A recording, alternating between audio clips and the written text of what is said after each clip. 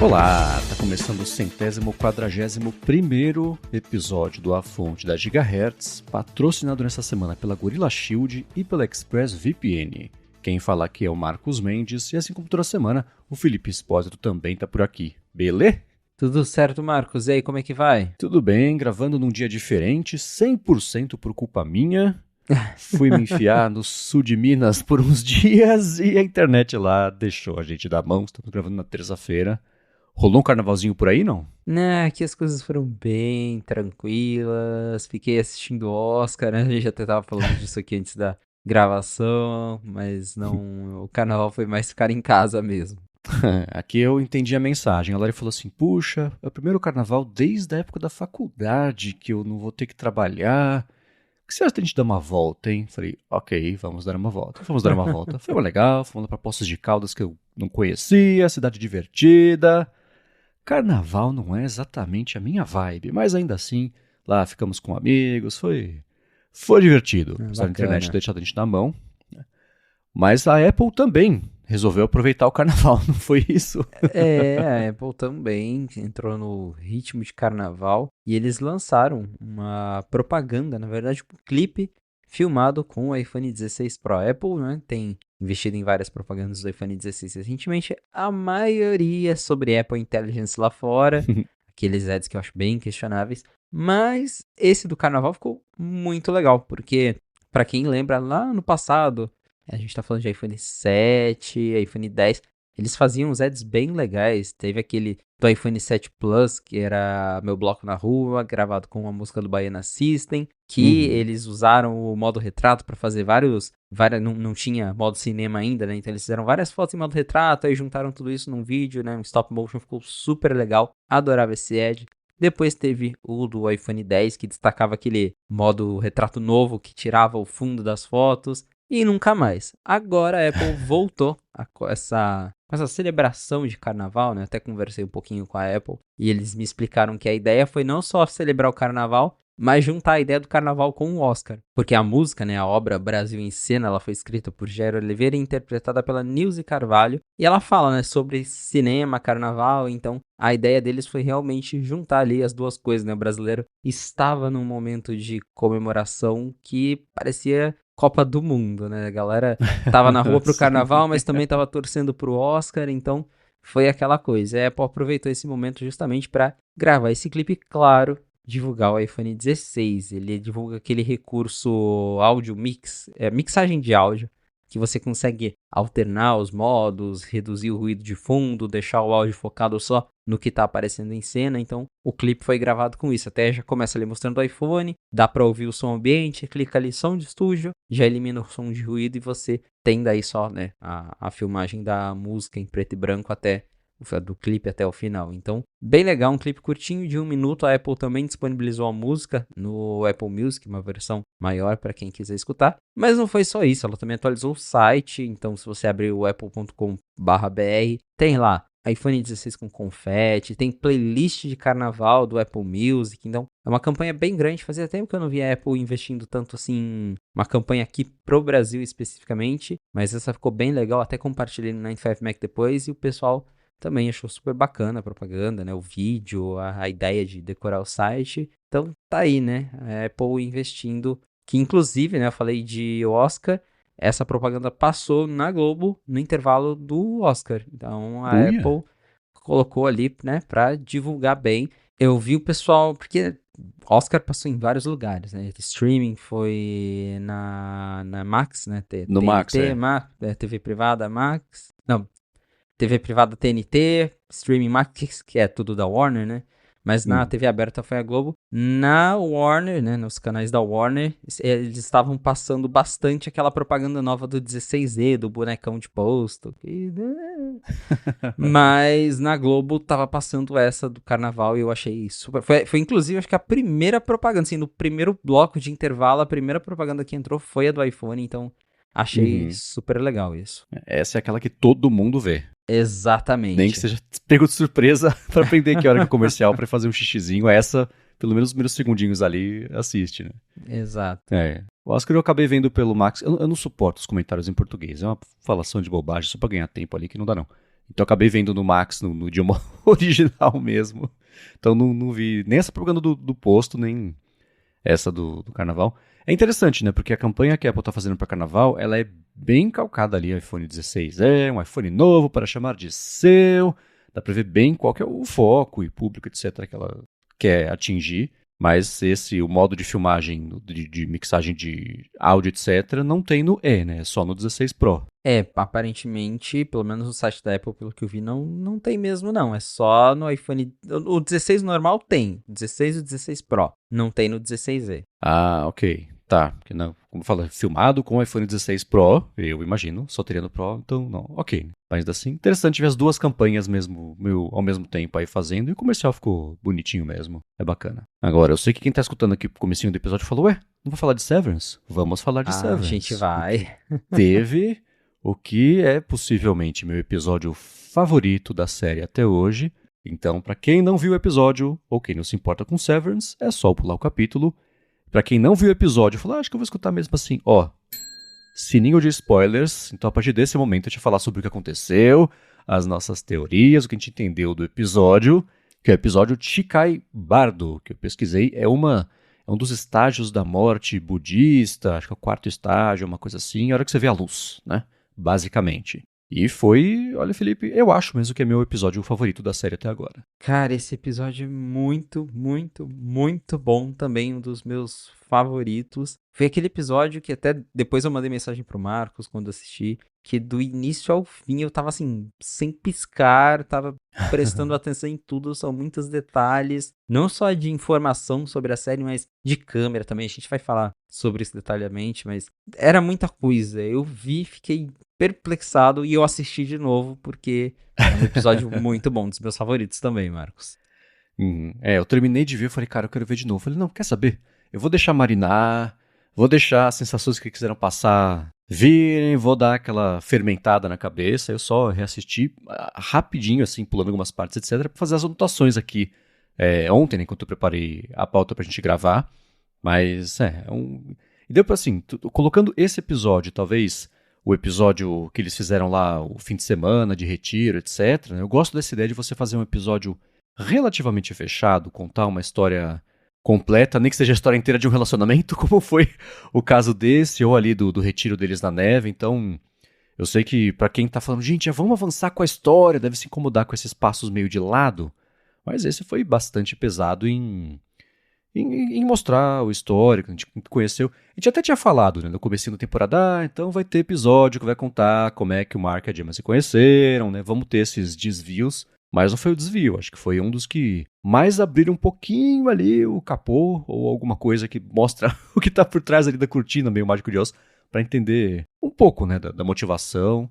No fim das contas, a série não é sobre o Mark, mas sobre a Gemma.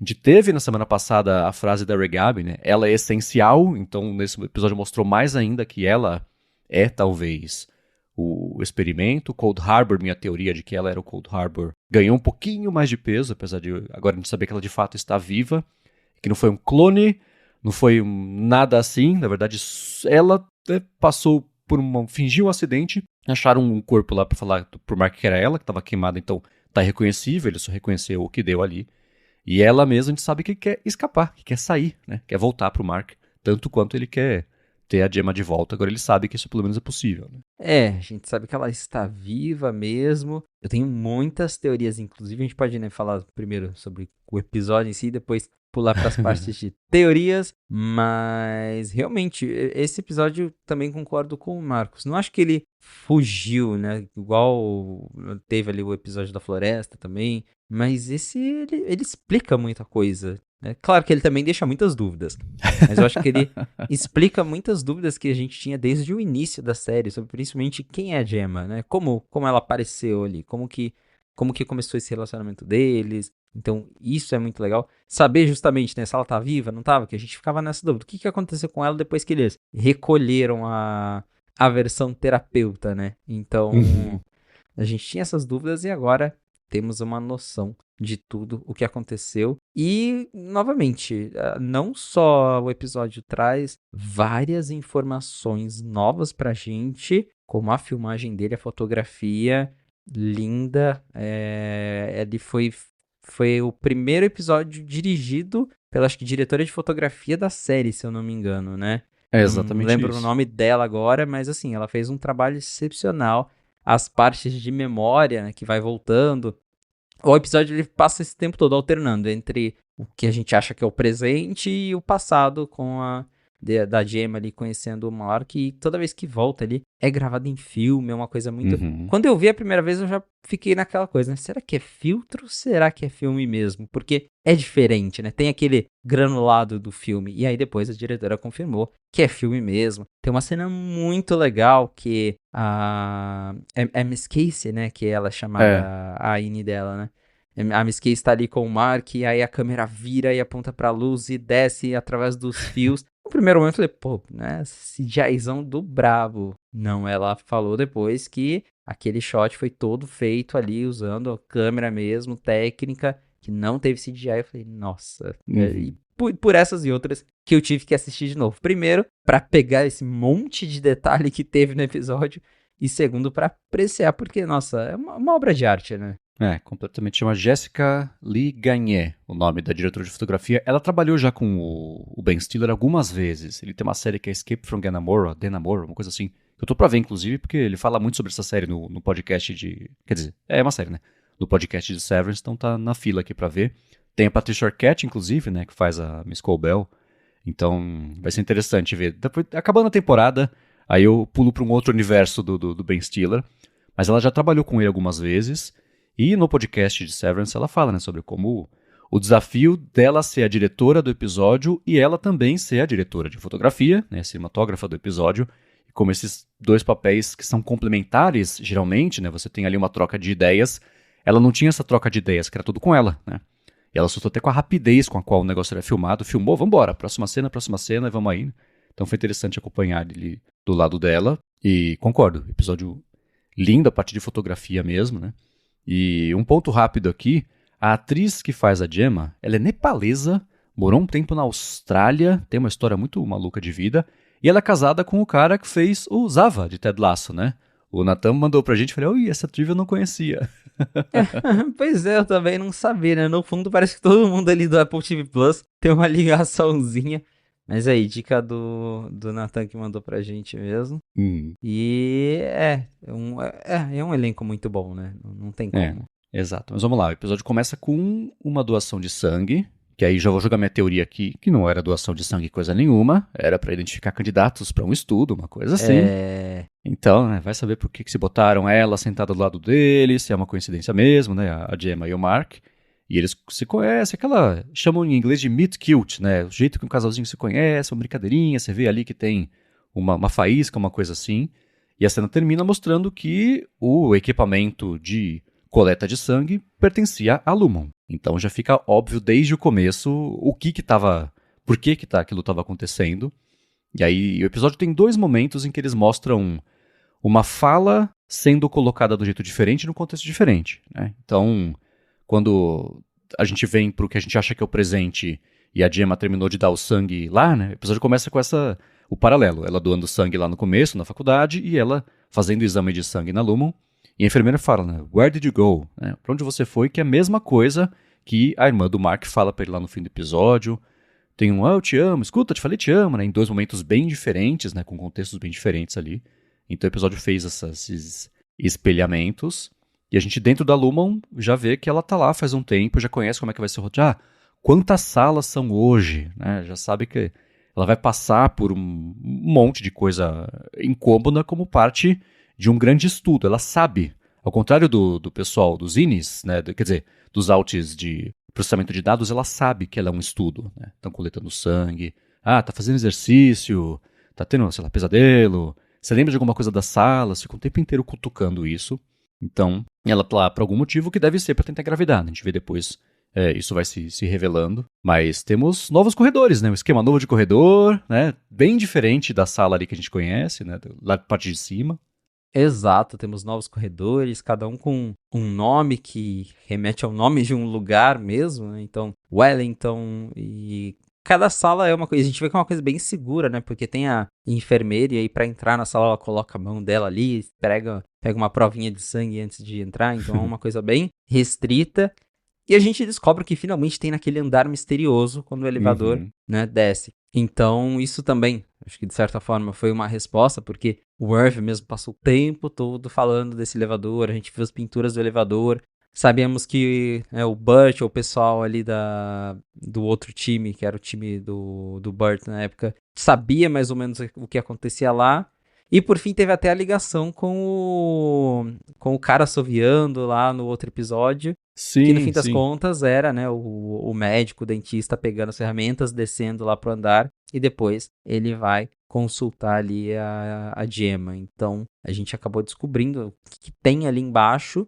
E aí, claro, isso, né, abre novas perguntas, que o foco aqui é o que aconteceu no episódio, mas eu já fiquei pensando, tá, mas como que o Irv lá fora sabe desse andar, né? Como que ele lembra desse andar, né? Então isso já me deixou bem curioso também. Mas basicamente, cada elevador é uma sala de experimentos, dá pra gente dizer assim. Então, cada vez que a Gemma entra numa sala, ela, né, tem ali a ruptura, então ela entra numa sala, ela vira um novo INI, basicamente. Uhum. E em cada sala, ela é um INI diferente, né? Ela não lembra do que ela tá fazendo lá fora, então ela vai no dentista, ela fala, pô, eu acabei de sair daqui. Não, já faz 6 semanas que você veio. Tem depois a sala que ela tá lá escrevendo cartãozinho de Natal. Ela, sempre é Natal, né? Então, a gente Aham. percebe que cada sala é um teste e cada sala, ela tem um INI diferente que não lembra da versão dela lá de fora. E outra curiosidade também, que ela, quando está fora, né? Quando ela está no corredor em si, que a gente já, né, falou sobre isso, ela é ela, né? Não é Sim. clone, não é robô, ela é ela mesma, lembra? E tentando pegar nas nuances, o que eu fico curioso também agora, que isso o episódio não falou, é como exatamente ela chegou lá, né? Como ela foi parar dentro da Lumon. Porque assim, ela não parece assustada no nível, tipo, fui sequestrada. Uhum. É ok que ela tenta escapar ali no finalzinho do episódio, mas eu acho que é mais que ela tava cansada de estar ali. Mas em nenhum momento ela parece, tipo, nossa, estão me sequestrando, me amarraram, eu vim aqui obrigada. Então, assim, será que ela se voluntariou pra fazer um experimento? Porque, pelo menos pra mim, a personagem não pareceu assustada, sequestrada em nenhum momento. Então eu fiquei pensando bastante nisso. Se ela tá ali, né, de boa vontade, porque ela quis, não porque sequestraram ela, talvez com uma promessa de que no final ia ter alguma coisa, que no final ela ia sair, e agora ela tá percebendo que talvez não vai ser bem assim. Mas eu acho que a ida dela pra lá não foi tão um sequestro como talvez a gente imaginava, né? Claro, tem a questão da morte dela ainda, que continua um mistério justamente, né? Saber como que aconteceu, mas fiquei com isso na cabeça. E o episódio, ele gira em torno disso tudo, né? Mostrando momentos da vida dela lá fora e mostrando esses testes ali dentro. Depois de assistir tudo isso, eu tenho teorias do que é a série, do que tá acontecendo, do que pode acontecer, mas eu vou deixar o Marcos falar as dele primeiro. Pra mim tem tudo a ver com fertilidade, gravidez. A gente pega a história, o arco de história que mostraram pra gente do lado de fora, eles se conhecem, se apaixonam, se casam, estão juntos, etc. Ela engravida, né? Mostra, sem dizer que mas que ela engravidou, porque ela não vai beber, né? E você vê a irmã do Marco e fala, nossa, pô, que legal, né? Logo em seguida, tem uma transição. Cara, é a transição mais linda da série. Ela tá ali na sala, tá aquela luz quente, né? De acolhimento, bem um close nos olhos dela, e você vê a luz vai drenando, ficando aquela coisa escura e fria, e ela sem nenhuma alegria nos olhos. Aí volta para uma cor quente, mas agora ela é ameaçadora porque ela tá tendo o aborto lá no banheiro. Então a gente vê isso tudo passar, essa história inteira meio ser contada pelos olhos ali, foi uma coisa linda. Nossa, dá pra ver em loop essa transição, porque é uma aula, né? E dali pra frente a gente vê que ela com o Mark começa a desandar um pouco o casamento. Dá pra ver que ela tá fazendo algum tipo de procedimento, de tratamento, que ela vai lá na clínica de fertilidade, aí eles vão lá no banheiro, né? Pá, vira aí, né? Deixa eu te dar a injeção, pô, terceira vez, não, agora vai, né? Só falta, tá cheio de bebê por aí, é só alcançar um. Aí eu penso na introdução, naquele bando de bebê em volta do Mark, né? A introdução da série. Quanto mais passam os episódios, mais a gente sabe que tem muita coisa ali, muito easter egg ali na introdução, né? Então, o que eu acho que aconteceu foi, aproveitaram essa fragilidade dela nesse momento, deu pra ver que a Lumon tava recrutando aos pouquinhos, mandou lá a carta, a morte do ego, né? O que é a morte do ego? Você não se preocupar com você tem uma coisa maior a cumprir, né? Então vai lá, cumpre o que você tem que fazer. E ela falou uma coisa que, como eu esqueci completamente de falar na semana passada. No episódio passado, a gente viu lá na sala do Mr. Milchick, mostra ele na mesa, né? Tem a parede agora atrás é azul, só com uma pontinha de iceberg, nada mais simbólico, até meio óbvio, né, o que está acontecendo ali. E embaixo na esquerda, em relação a gente que está olhando, tem uma estátua de metal. E eu ia comentar, cara, essa estátua, sabe o que parece? Aquele desenho que, se você olhar com um pedaço virado para cima, é um coelho. Se você virar esse coelho, vira um pato. E não é que ela falou disso no episódio? A hora que ela falou, isso aqui, né? Eu falei, cara... né? Então teve esse easter egg, nada mais óbvio do que a Lumon tava ali, aos pouquinhos, né? Comendo a mente dela para ficar mais fragilizada e poder recrutar, oferecendo a solução, que para mim é engravidar, né? Tudo é sobre engravidar, desde Cold Harbor, tinha falado de Harbor ser ali, onde você, né? É o guardar, é o proteger, né? E o frio é porque ela estaria morta, falei até sobre isso aqui. Mas para mim é exatamente isso. Ela tá lá porque ela quer fazer um tratamento inovador, que falaram para ela que existe, para ela poder engravidar do Mark. Então vai estar tudo bem, ela vai poder sair e vai engravidar, vão ser felizes para sempre. E a gente vê o Dr. Mauer, outra coisa simbólica óbvia, né? Mauer é muro em alemão, bloqueio, né? Um obstáculo. E ele fala, não, ele casou, ele seguiu em frente, né? Ele tá tentando, né? Fica aqui comigo, basicamente, o que ele quer. Ele dá várias vezes, ele fala que ele quer alguma coisa ali com ela, tem uma tensão, né? Ela sacou que existe uma tensão ali meio agressiva da parte dele, de que ela tá sob risco ali com ele, mas ele sempre naquela calma e aquela voz, né? Ele faz a voz da Fera em algum filme recente aí da Bela e a Fera. Ele dirigiu Friends também, uma carreira meio maluca desse ator, né? Diversa, né? Exatamente, né? Então, a gente vê essa evolução, não o relacionamento, mas assim, a subjugação dela a ele, ela tem medo dele, mas dá a cadeirada no melhor estilo debate político ali pra poder fugir, né? E uma cena que eu achei super legal, que é aquela cena contínua, né? Cena sinfônica, cena de uma tomada só, ela tentando escapar e quase sendo pega pela enfermeira, mas não, né? Vai escapar naquelas, né? Chegou o Mr. Milchick ali, que foi avisado, e falou, pode voltar, obrigado, viu? Não, volta, vai lá, tá tudo bem. Pode dar, volta, né? E ela acabou voltando. Pois é, foi quase. E dá pra ver que o Milchick, ele chegou correndo, né? Sim, porque ele já abre a porta, assim, o ofegante tá com a jaqueta dele de motoqueiro, então tem esse detalhe também, né? Ele não estava ali, foi num horário que o pessoal já tá indo embora, e do nada ele volta correndo, tipo, não, né, ele a sua aura, e ela veio pra uma exposição de arte, entrou no elevador errado, dela, mas quanto tempo? Ela, não, vamos, pode ir. Tadinha, né, chegou muito perto, mas é isso, né, qualquer elevador que ela pega, ela vira outra Ine, né, que ali naquele andar, no andar da ruptura, ela é a terapeuta, lá dentro tem cada uma sala, e o Marcos falou dessa parte da gravidez, acredito que isso pode ser, sim, um dos experimentos que até algo que ofereceram para ela. Mas depois de ver esse episódio, eu tenho uma aposta, uma teoria sobre o que tá rolando com a série. Eu acho que a Lumon quer vender a ruptura para todo mundo e que eles estão usando ela de uma cobaia para aperfeiçoar isso. Uhum. Porque o que a gente vê nessas salas? Sempre os testes remetem a coisas da vida dela. É ela escrevendo o cartãozinho de Natal, depois que ela fala... Ela falou que ela odiava escrever. O Mark fala pra ela, não, você odeia escrever cartão de agradecimento. Aí um dos testes é ela escrevendo o dia inteiro cartãozinho de Natal. É ela, né, no médico, no dentista. E a sala, inclusive, né, a sala que ela fica é o mesmo formato da sala da clínica que ela ia. Escutando as músicas que ela escutava também com o Mark lá fora. Então dá pra ver que as coisas são bem relacionadas. O jeito que o cara fala, o doutor fala eu te amo, e depois no fim tem, né, o Mark e ela falando, eu amo você. Tipo, eu falei que eu amo você.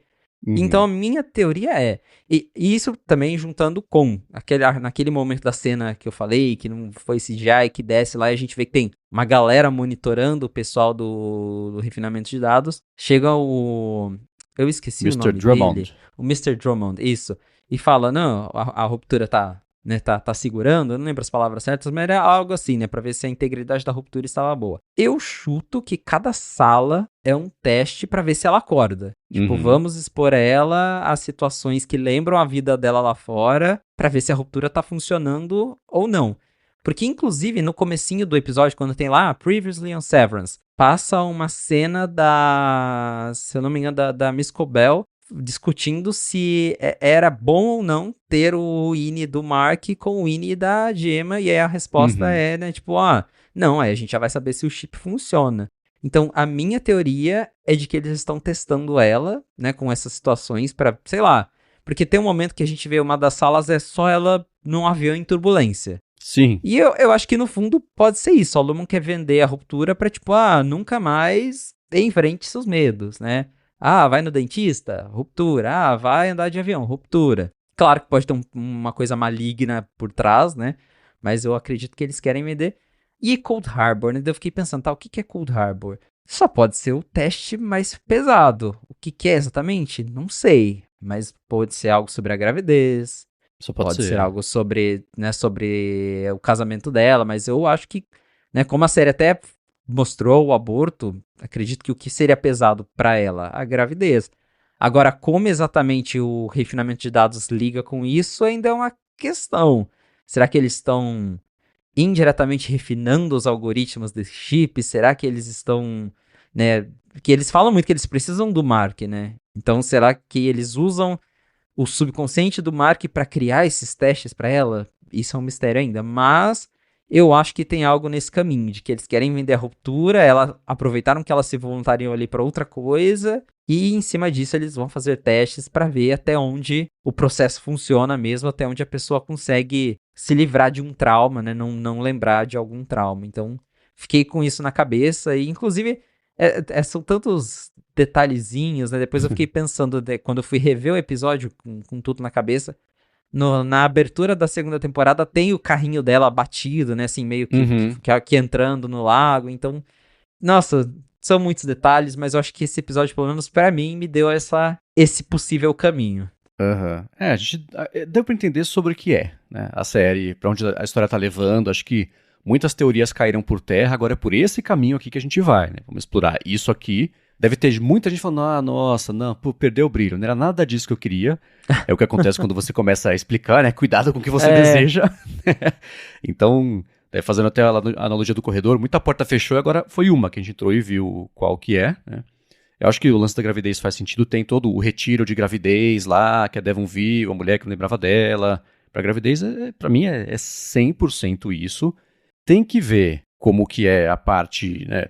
As crianças, filhas de ruptados, não sei como é que se traduz em português, talvez seja uma parte do estudo. Aí, a minha teoria mais maluca vai para as cabras, alguma coisa que faz as cabras crescerem rápido, será que elas estão prontas? Né? Aí eu volto a pensar, como é que chama? Na Miss Huang, né? Que é uma criança, mas ela tá viva há quanto tempo, né? Por que você é tão jovem? Por causa de quando eu nasci, né? Que ela brinca assim, porque... Então, fico desconfiado que talvez ela seja já a filha. Não sei, né? Vamos ver, vou deixar isso bem no ar aqui, né? Mas, esse episódio foi excelente. Uma coisa que eu tô pensando também sobre o Irv. A Regabi, uma hora ela falou assim com o Mark faz uns episódios. Não, tinha que estar acontecendo mais rápido, tem que ir mais devagar, sei lá, uma coisa assim. E o Mark falou assim, mas você só fez isso uma vez só? Eu falei, será que não? Será que ela fez o processo com o Irv? Porque eu tô achando que teve o Irv no telefone, eles estão desconfiados que o meu Winnie já sabe, que he's up to, né, que ele tá fazendo. Ele tem todo o lance de lembrar do elevador lá, do corredor sombrio. Ele tem o lance de investigar quem que tá lá em Severance, há quanto tempo foi, tem aquele material todo que o Drummond até deu uma espiadinha. Eu falei, será que já a gente vai descobrir que a Regabi e o Irv já se conheciam e fizeram alguma coisa, tentaram um procedimento? Acho que não é só a segunda vez que ela tá tentando fazer isso. Eles deram essa dica, eu falei, tá, peguei. Essa eu pesquei, acho que faz sentido, vamos ver.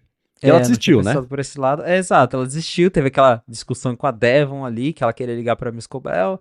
Enfim, discutiram, ela foi embora, mas... Não fez o menor sentido essa cena, tá?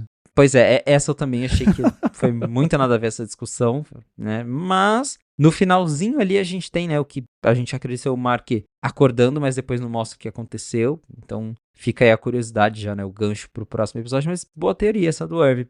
Porque é o que eu falei do elevador, né? Ele viu, ele lembra daquilo, então o que aconteceu, né? Pra ele ter essas memórias, pra ele ser tão engajado nessa busca pelas pessoas lá de dentro, então tem essa curiosidade também. Vamos ver Reta o que final rola. agora. Pois é, tem mais o quê? 2, 3 episódios até o final? Acho que são 3, né? Acho que são 3. Excelente. Então, estamos indo e todo episódio eu falo, que bom que essa temporada... Eu falo toda vez porque é verdade, né? Dá um alívio a hora que você fala, cara, eu gosto mais da série, não menos agora que eu vi esse episódio. Então, eles seguem fazendo isso. Acho que das minhas notas aqui não tem nada muito digno de menção que a gente não tenha falado. Eu comentei do avião mesmo, né, sobre medo. E é engraçado que a hora que ela tá pronta pra entrar no avião, que mostra ela fazendo o processo ali, ela tá com cara de aeromoça, né? Aquele cabelo, aquela roupa, e no fim não é aeromoça. Ela tá lá como a única passageira, uma turbulência absurda. Ela não tá desesperada com a turbulência, o que me chama atenção também, né? Ele tá... É até meio engraçada a cena lá, o Mauer sendo jogado pra cima e pra baixo, né? E a comida, etc. Então eu achei essa quebrinha de expectativa. Era moça, não, ela tá lá sentada como passageira. E vamos ver. Muito bom. Gostei. Última coisa, né? Tem ela fazendo a posição do cartão lá do Chikai Bardo. Isso. Sozinha, né? Porque o que seria ela própria, o outro é a versão dela de fora no mundo, né? Então a morte do ego, etc, tá ali, né? Essa resposta eu acho que eles deram pra quem quiser procurar. Bom episódio, muito bom. Nossa, episódio perfeito. É claro que a gente quer saber de vocês. Esse a gente não tá trazendo aqui, né? Não custa falar de novo, né? Os follow-ups que não virão uma série, um podcast sobre Severance, mas sigam mandando pra gente as impressões de vocês e coisa assim, que é sempre bacana ver as teorias. Só não vale teoria que vocês viram na internet pra vir falar aqui, porque aí a internet já vai saber de tudo e aí perde a graça, né? Vamos tentar pensar que só entre a gente sozinhos que fica mais divertido, né? Agora, antes de eu trazer aqui, começar os follow-ups com meia hora de episódio, só uma coisa que eu achei interessante, mas é sobre Severance, que pintou, a gente até comentou sobre isso no ADT na semana passada, um vídeo de 8 horas de música de trabalho no canal da Apple, em parceria com um DJ, com cenas da série, e o pessoal se divertiu com isso, né? Sim, a Apple lançou esse videozinho de 8 horas, então, pra quem quiser trabalhar ao som, né, de uma música de refinamento, quem sabe ajuda aí, né, a se concentrar mais no trabalho, a encontrar o seu interior. Mas realmente até mandaram pra gente, pô, mas por que será que a Apple fez isso, né? Será que tem algum mistério envolvido? Não, acho que é só pra divulgar a série mesmo, porque o pessoal que é muito fã gosta das coisas, introdução, e a Apple não fazia muito isso, postar a intro da série. Agora tem lá, eles colocaram no canal da Apple a introdução da abertura da série, agora a música de 8 horas. O pessoal curte, ajuda a divulgar a série, então acho super legal ver a Apple finalmente se rendendo a essas divulgações mais de rede social mesmo, que é música de 8 horas, né? Severance tocando por 8 horas. Então, que legal que eles fizeram isso. Exato, é um truquezinho promocional. Agora sim, vamos começar com os follow-ups aqui sobre as últimas semanas, mas antes eu vou tirar um minuto do episódio para agradecer a Gorilla Shield, que está mais uma vez patrocinando a fonte e segue oferecendo. Se você acessar gorillashield.com.br e usar o cupom GHZ no checkout, você ganha 5% de desconto cumulativo com os descontos no site. Carnaval está acabando, mas está rolando ainda promoção de carnaval com produtos que você usa em público, como por exemplo um cordãozinho para você sair no bloquinho lá e não levar o seu iPhone embora, coisa assim. Tem capinha, tem carregador, tem película também, tem uma série de acessórios, fone de ouvido, eles têm um monte de fone de ouvido, inclusive estão com a promoção dos Earbuds G Pro, que você compra um par de fone de ouvido e ganha um segundo, né?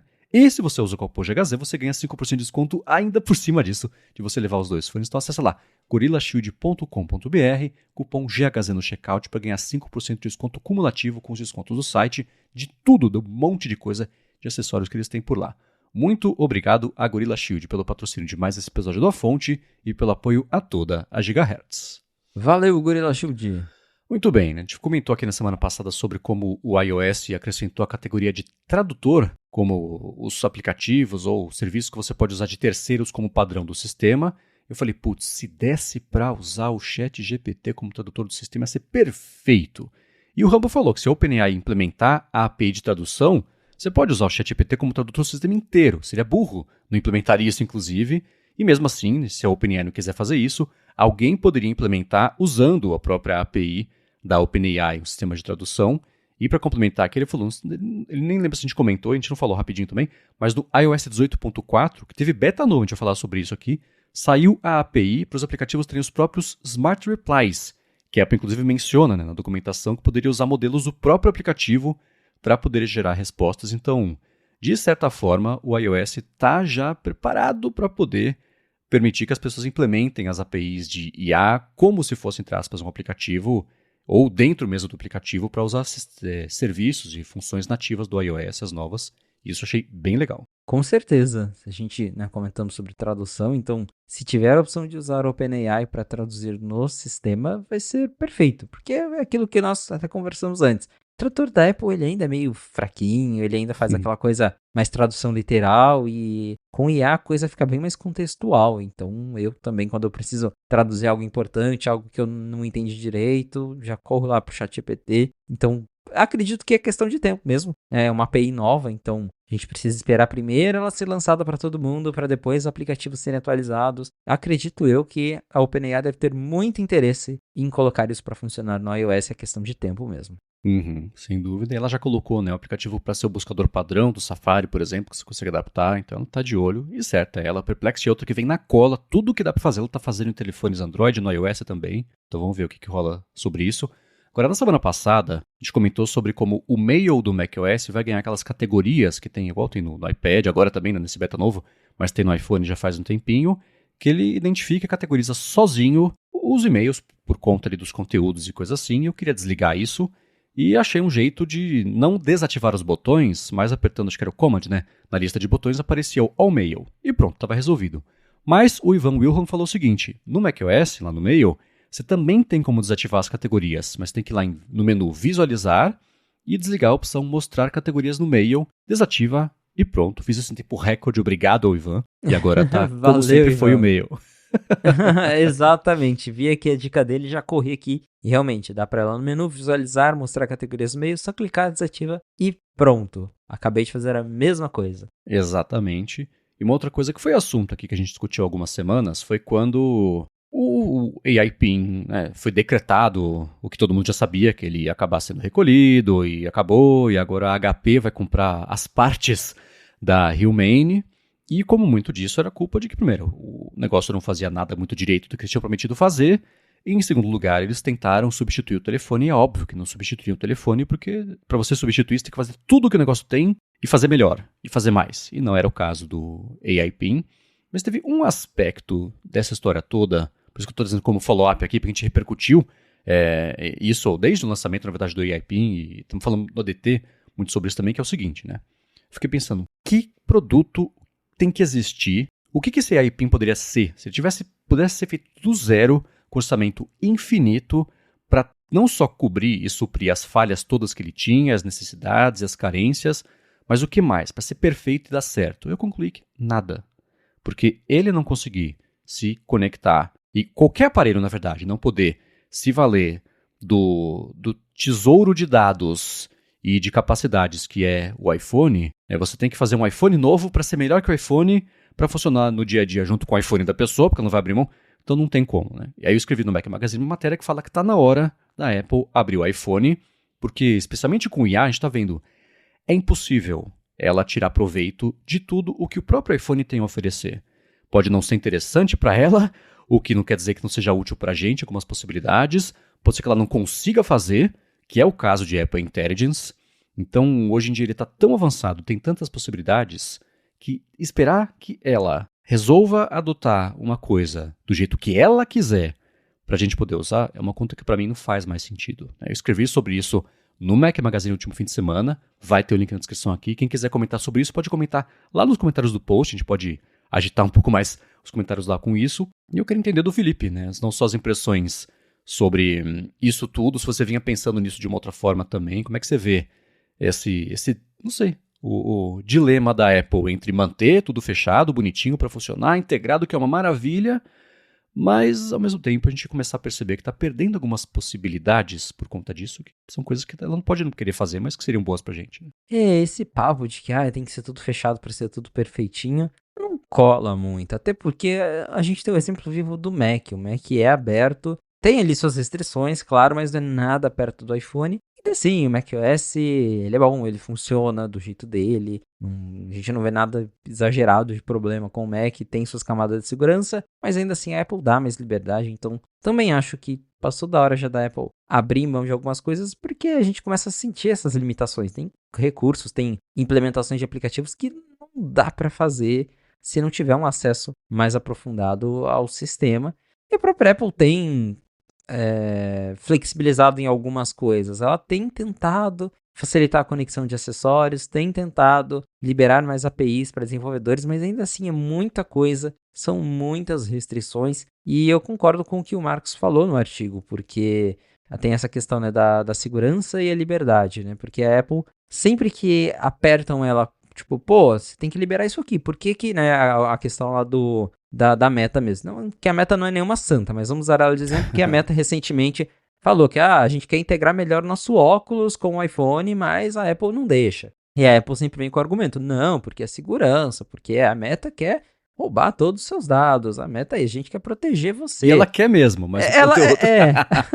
Exatamente, ela quer mesmo, a gente sabe, mas ao mesmo tempo, sei lá, o usuário ele também não é tão... Alguns são, mas tem usuário que não é tão bobinho assim, que sabe o que tá acontecendo e que talvez pra essa pessoa está tudo bem, né?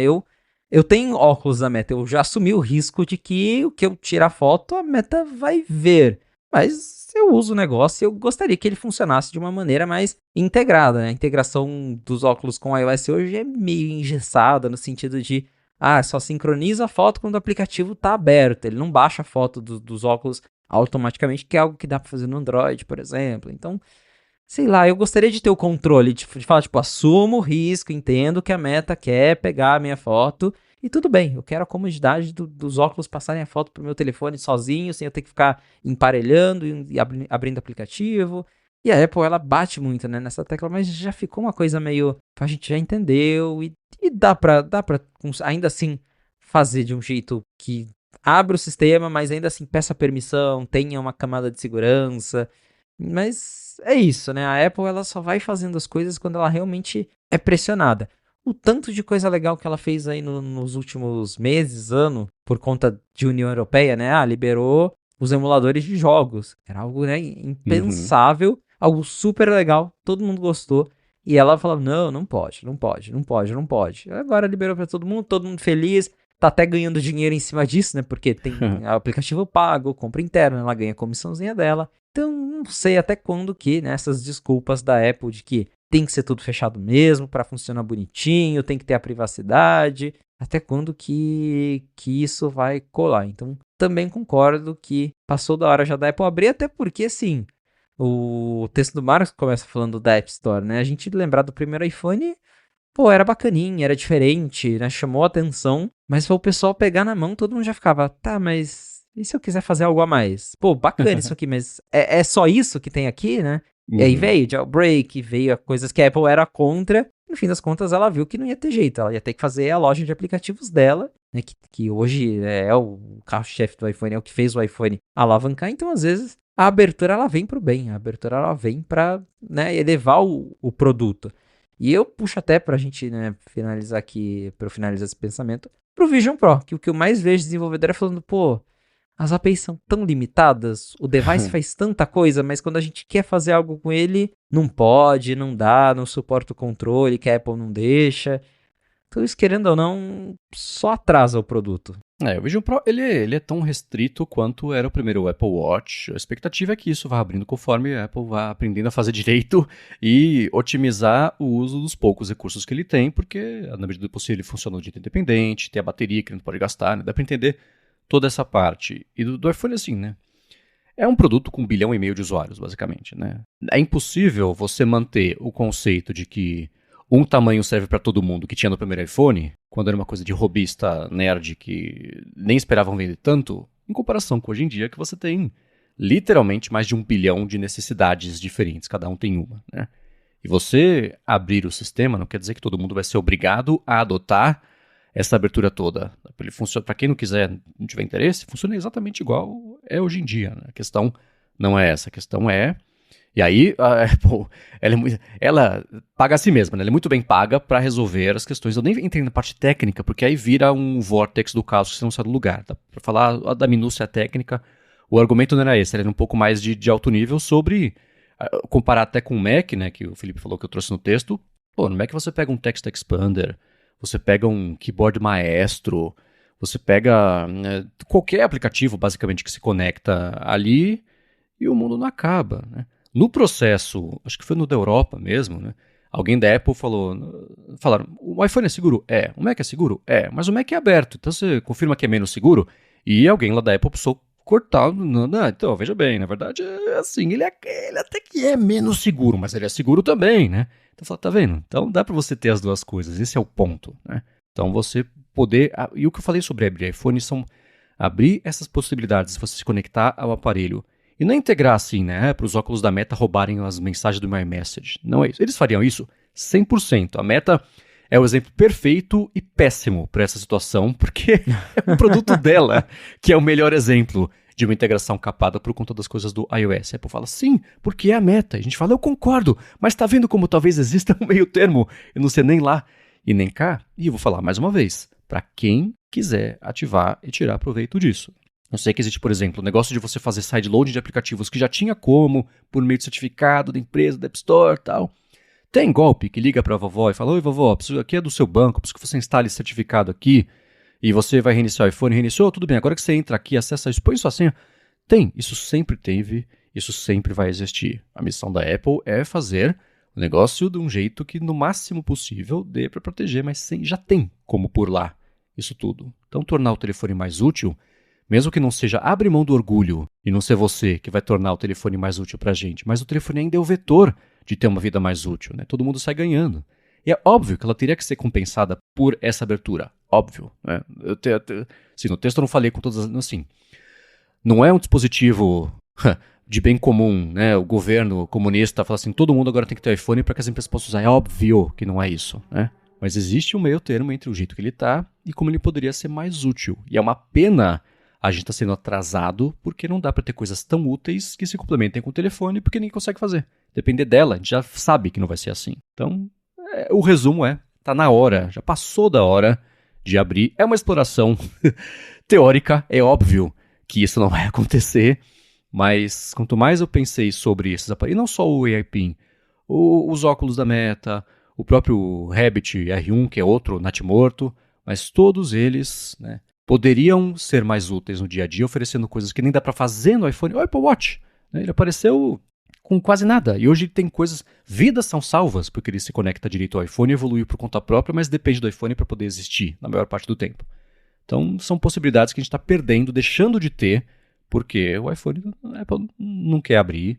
E é uma pena, é um desperdício. Eu falo sobre desperdício, né? Um desperdício tecnológico. Isso ainda ser tão fechado assim, isso é uma pena. Com certeza, adoraria ver a Apple abrindo mais o ecossistema, que em partes a gente tá vendo o que tá acontecendo, mas a passos muito lentos, mas ela também não vai entregar tudo de bandeja de uma vez, e essa briga, essa discussão vai continuar, ela vai continuar tentando segurar o máximo, vai continuar liberando coisas só quando ela é obrigada por lei, mas na prática é o que eu falei, a gente vê coisas boas, a gente vê benefícios dessa abertura e também concordo com o Marcos. Quem não gosta, quem não quer, não quero usar, é só não usar, é só não habilitar, é só não ir lá nos ajustes e permitir que o aplicativo tal acesse seus dados. Então, dá pra fazer um jeito que, pra quem não quer, pra quem quer usar o iPhone do jeito que ele sempre foi, usa, e pra quem quer, usa do jeito diferente. É igual, sei lá, pegar a lock screen e a home screen customizável. Eu lembro que um pessoal falava, nossa, agora vai ficar igual Android, vai ficar aquela festa, né, tudo colorido. Tem gente que gosta de colorido, mas se não gosta, dá pra usar a lock screen, a home screen do jeitinho que ela parecia com o iPhone 3G. Você coloca o paper preto, não muda nada de lugar, não coloca o widget, fica igualzinho. Então, sabe, é isso, é dar a opção. Quem quer usa, quem não quer não usa. Exatamente. Então quem quiser comentar, pode entrar o link tá na descrição e vamos comentar sobre isso por lá também. Agora, para encerrar os follow-ups do episódio, pintaram novidades a respeito do telefone dobrável, que agora parece que vai ser no ano que vem, talvez, que a Apple lance. E pelo que o Gurman falou em linhas mais gerais na semana passada, Mas foi quem que trouxe os dados mais precisos? Deve ter sido... Foi o IT News, né? Que falou que a Apple conseguiu resolver o principal problema da tela dobrável, que é o vinco aparente. Você pega os telefones, especialmente da Samsung, depois de 20 minutos de uso, tem um vincão ali na tela que quem usa não se importa, mas esteticamente é feio, né? Eu não sei como é que fica na questão a gente pode falar sobre isso, né? Mas no caso do iPhone, resolveu a parte visual do vinco, beleza, na hora que você passa o dedo, você sente? Eu acho que esse calombo na tela também é uma coisa feia, mas o ponto é que a Apple, isso era um desafio, mas que a Apple falou, Samsung, volta lá, tenta fazer de novo o negócio da tela, e um fornecedor também da dobradiça dos Macs, todo mundo trabalhou junto e conseguiu fazer uma dobradiça mais visualmente imperceptível, e com isso agora é mais possível que a Apple lance o tal do iPhone dobrável no ano que vem. Eu vou tentar não cair na tentação de falar, por que mesmo? Porque a gente já falou sobre isso aqui. Mas partindo da premissa de que isso é uma realidade, aparentemente, né? E aí? Dobrável mesmo, mas tecnicamente interessante, né? Conseguir fazer, pelo menos, vamos ver se é isso mesmo, mas resolver a parte do vinco. Sim, eu não acho que os dobráveis não foram pra frente por conta do vinco, né? Acho que existem outros motivos. Que é isso, que senão a gente ia cair de novo. Pra que dobrável? Que é o que eu já falei várias vezes. Acho legalzinho, mas também vai mudar a vida da pessoa? Talvez não. Mas enfim, né? O fato é, a Apple está explorando dobráveis lá dentro há algum tempo. Claro, porque ela é a Apple, ela explora 1000 coisas lá dentro para ver se faz sentido ou não. Então, com certeza, eles estão mesmo tentando fazer um dobrável, né? A Samsung faz, outras fazem. E até hoje, para as outras, não é uma coisa que alavancou muito. Não sei se quando a Apple, né, tiver o dela, vai mudar alguma coisa. Mas a gente teve essa reportagem aí do ET News, que diz, como o Marcos também já apontou, que a Apple teria resolvido, né, quase resolvido esse problema do vinco aparente. Realmente, eu já testei vários dobráveis, você passa o dedo, você sente ali, você sente que tem um buraco na tela do celular. Visualmente, a Samsung até conseguiu, né, já dar, era um vinco muito mais, você conseguia sentir e ver mais ele nas primeiras versões. Deu uma melhorada, mas ainda assim, dependendo do reflexo da luz, dá pra você ver o buracão ali no meio do telefone e sentir, então é impossível, né, você sente. E a matéria lá do 95Mac até mostra, né, que a Oppo, né, a fabricante chinesa, ela lançou recentemente também um novo dobrável e, né, tem a foto que o 95 Go postou, que é o Galaxy Z Fold mais recente e esse telefone novo da Oppo. E no telefone da Oppo, o vinco, você dá para olhar, né, se você olhar bem a próxima foto, dá para ver ali a dobradiça, mas é um vinco já muito mais discreto que o vinco que tem nos telefones da Samsung. Então, pra gente ver que avanços estão sendo feitos e eu acho que algum dia vamos chegar na ponta em que o vinco vai ser imperceptível, que não vai dar pra ver, não vai dar pra sentir. E a ideia, né, que pelo menos o que dizem os rumores, é que a Apple só vai lançar esse dobrável quando chegar próximo desse ponto de que o vinco não vai ser nenhuma questão, ninguém vai ficar falando de vinco. Então, né, ter esse avanço é importante para a Apple, mas eu também fico nessa de, tá, eu já testei dobrável, acho legal, né? Se a Apple conseguir fazer um bacana que não tem o vinco, quem sabe, mas acho que é mais uma tentativa, igual o iPhone Air, né? Mais uma tentativa de tentar emplacar um negócio diferente para ver se a galera compra, porque o celular já estagnou. O celular, para mim, o telefone chegou no mesmo ponto de laptop. Perfeito. Dá pra deixar mais leve, dá pra deixar mais fino, dá pra colocar, tirar a porta, dá pra ficar... Mas o conceito do laptop é igual já há muitos anos e não tem o que mudar, né? Não tem... Tem gente que inventa, o laptop que você vira pra trás e ele vira um... Mas, em resumo, o laptop mesmo que funciona é esse modelinho que a gente tem hoje. E pra mim o celular é a mesma coisa. Estão tentando fazer... Tal qual o laptop dobrável, inclusive tem rumor que a Apple também quer fazer um dia, né? Tem o celular dobrável. Que, né, tudo bem, se a pessoa gosta, dá pra achar um uso pra ele. Mas tá aí, com essa novidade, né, com esse rumor aí de que a Apple teria já conseguido avançar no quesito tela e vinco, pode ser que ano que vem, né, final do ano que vem, tenhamos alguma novidade em relação aos dobráveis, mas eu acho que ainda tá cedo. Eu acho que a Apple vai segurar mais um pouco, vai esperar a coisa amadurecer, mas até pra ela não passar por um fiasco quando a Samsung lançou os primeiros dobráveis, que eu lembro que fez todo um auê, mandou pra imprensa e todo mundo falou, meu, não dá nem pra fazer review, que o negócio quebrou em um dia, né? Então, a Apple não vai se prestar esse papel, espero eu. Então, acredito que a coisa vai demorar um pouco mesmo. Uhum. Eu concordo. E aí eu vou voltar ao argumento de com 1,5 bilhão de pessoas, você vai ter uma necessidade de alguém que vai comprar a ideia do dobrável, etc. Assim como a Samsung hoje em dia domina meio sozinha esse mercado, apesar de ter concorrentes, tipo esse da Oppo que você falou. Tem empresa que faz, mas ela tá ganhando de WO. Basicamente, é que nem mercado de iPads. É o iPad, né? E tem os outros tablets comendo nas beiradas ali, né? Agora, o que o Gurman falou foi interessante, porque ele falou que, além da ideia da Apple lançar o iPhone, que deve ser o Air, no finalzinho desse ano, mais fino, e de que no ano que vem, que eu tô achando super ousado o ano que vem, mas de que no ano que vem deve sair esse dobrável, ele falou que tem um novo modelo também, um terceiro design diferente que a Apple tá trabalhando para também lançar no ano que vem. Acho que é a primeira vez que a gente escuta falar sobre esse rumor, né? É a primeira vez, nossa, o rumor de iPhone tá uma confusão, né? Porque para esse ano mesmo já são 50 novos designs. Cada modelo da linha vai ter um jeito, uma câmera, um estilo.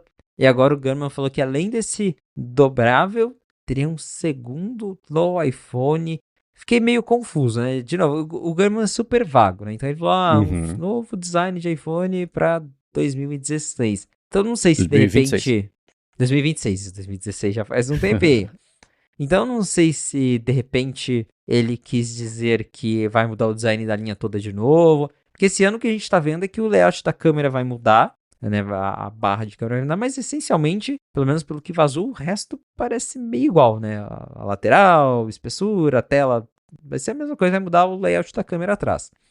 Talvez o que ele quis dizer é que ano que vem a linha 18, né, a linha de iPhone 18 vai ter um design mais ousado, vai mudar, né, de fato o corpo do iPhone, não só a parte de câmera, ou se é mais um iPhone exclusivo que vai se parecer diferente, porque daí, nossa, a linha já tá virando uma bagunça, porque daí você vai ter o iPhone de entrada com uma cara, iPhone Air com outra, iPhone Pro com uma, aí vai ser aquele rumor do iPhone Ultra, né, que aí seria já outro modelo, nossa, então, mas tá muito vago por enquanto, né? Ele falou novo design pode ser muitas coisas. A gente vai ter que esperar chegar mais perto, ter rumores mais concretos, quando começar a vazar render, CAD, daí vamos ter uma ideia do que de fato é esse novo design, mas é intrigante, é de fato intrigante.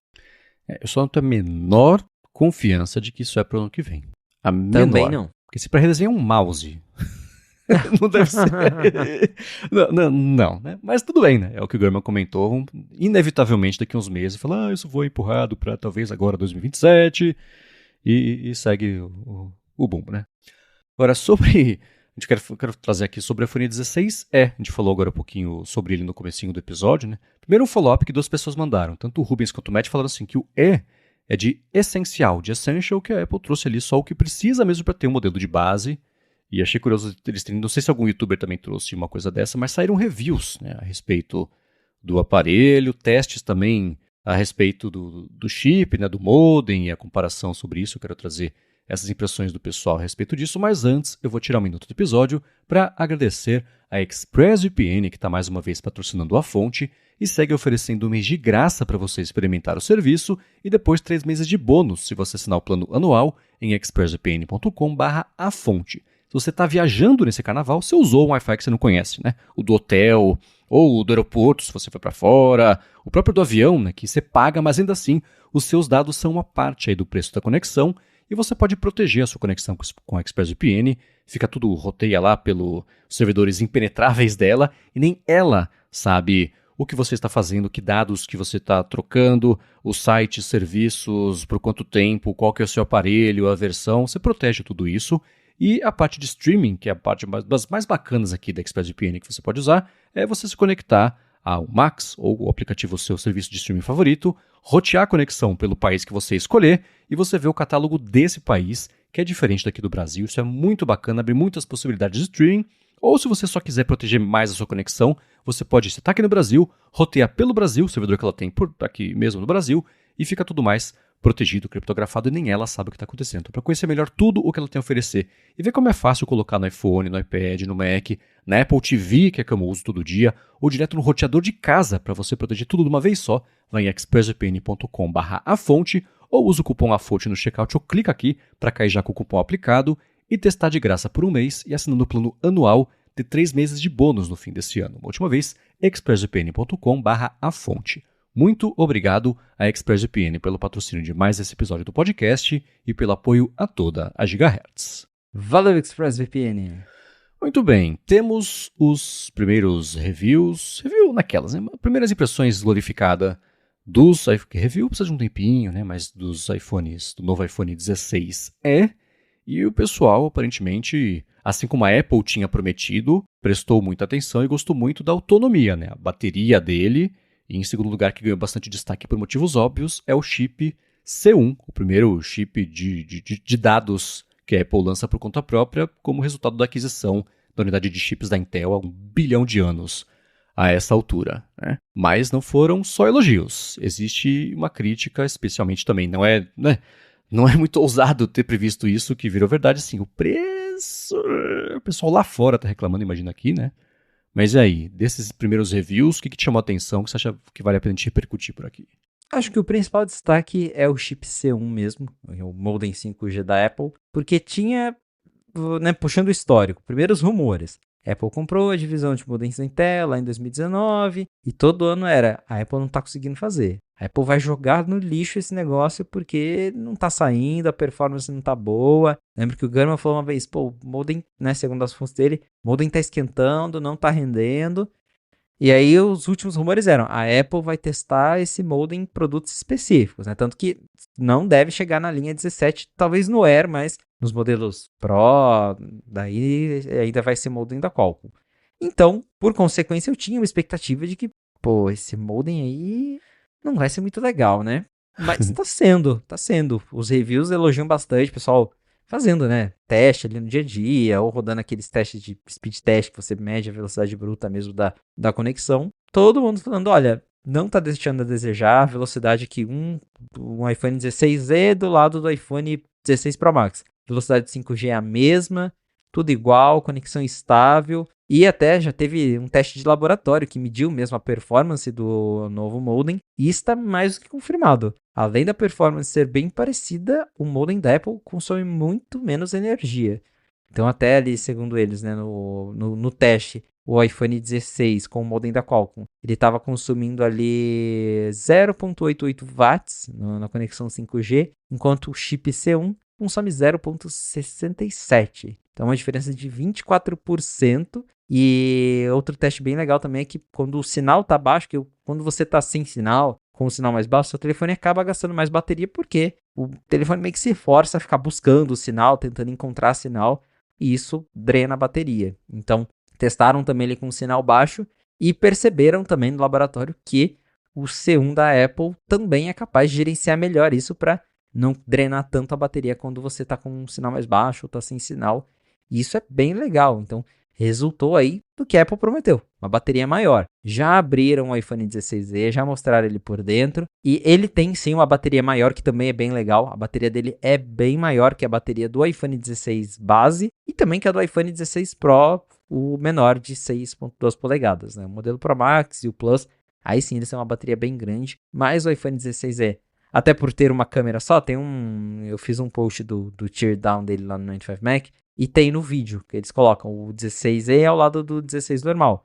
Que o módulo de câmera do iPhone 16 normal é enorme, né? Porque ele tem a estabilização sensor shift, são duas lentes, e isso, claro, resulta, né? Tem que apertar a bateria um pouquinho ali mais para baixo, coisa que no 16e a Apple conseguiu colocar uma bateria maior de fato. Então, você só uma bateria que tem uma capacidade maior, com um modem que está funcionando legal e consome bem menos, a bateria do iPhone dura mais. Então, o que os reviews elogiaram foi isso. Modem C1, o modem C1 da Apple. Funciona bem, funciona legal, não deixa a desejar. E, por consequência, a bateria do iPhone dura muito mais que a bateria de quase todos os outros iPhones, né? Com certeza, quando você pega ali, de novo, o modelo Plus, Pro Max, aí é outra história. Mas, né, na linha geral de iPhones ali, ele tem uma ótima vida de bateria. Então, o que mais me surpreendeu foi isso, ver que o chip C1 funciona bem. É claro que ele ainda tem a limitação que para os Estados Unidos ele não suporta o millimeter wave, até acho que por isso a Apple não deve colocar ele em toda a linha esse ano, né? O Mark Gurman já falou que a Apple tá fazendo uma segunda versão já, né? O C2, que daí sim esse vai suportar millimeter wave e deve estar em toda a linha de iPhone no ano que vem. Mas fico, né, contente e empolgado de ver que a Apple finalmente conseguiu tirar esse modem do papel e que ele não deixa a desejar, né? Exceto essa questão do millimeter wave, que ele não deixa a desejar para os modems da Qualcomm. Então acredito eu que a versão C2 vai chegar aí bem páreo mesmo com esses modems que a gente tem hoje nos modelos topo de linha. E agora de, né, parte negativa, tem jeito, o pessoal não curtiu o preço, $600 lá fora, aqui no Brasil R$5.800. Claro que lá fora tem benefícios, né? Operadora que dá o iPhone quase de graça, né? Você pega no plano e aí o aparelho é entregue para você. Aqui no Brasil eu já vi um pessoal compartilhando algumas promoções já de lançamento. Eu vi que já tem loja vendendo a R$4.999. Ainda é caro, mas já né, baixou um pouco. Então, talvez quando o preço cai mais, daí ele faça mais sentido. Mas o que o pessoal, né, vários reviews falaram considerando o preço Apple, o preço que está na loja da Apple, com os compromissos, né, o que ele não tem, né, não tem MagSafe, não tem Ultra Wideband, né, tem a carinha ali, mas a tela que ainda é do iPhone 13. Considerando isso, ele é meio salgado mesmo, foi o que o pessoal falou nos reviews. Mas, né, quando ele estiver na promoção, quando ele estiver por um preço mais em conta, aí pode ser que a coisa faça mais sentido. Os reviews foram bem coesos. O pessoal elogiou muito o chip C1, a bateria, e falou, é caro. Basicamente isso.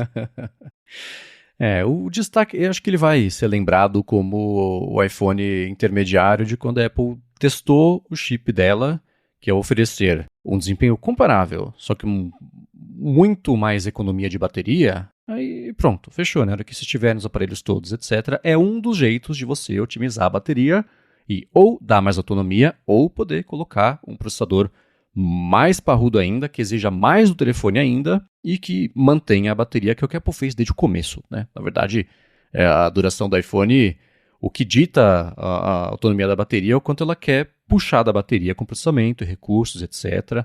A parte de IA, inevitável não trazer aqui. Por outro lado, deixa eu falar sobre IA daqui a pouquinho, né? Mas por outro lado, a própria evolução de IA está oferecendo, é parecido, né? Um desempenho parecido, só que precisando de muito menos hardware, de muito menos dados, muito menos treinamento. Então isso tudo vai andar meio colado aí, né? Mas acho que o C do C1 é de cobaia, né? O iPhone 16E, na verdade, inteiro é meio isso, né? Ninguém está comprando e ficando sob um super risco de ter um limão na mão, mas ele vai ser intermediário. Eu acho que ele vai acabar vendendo bem.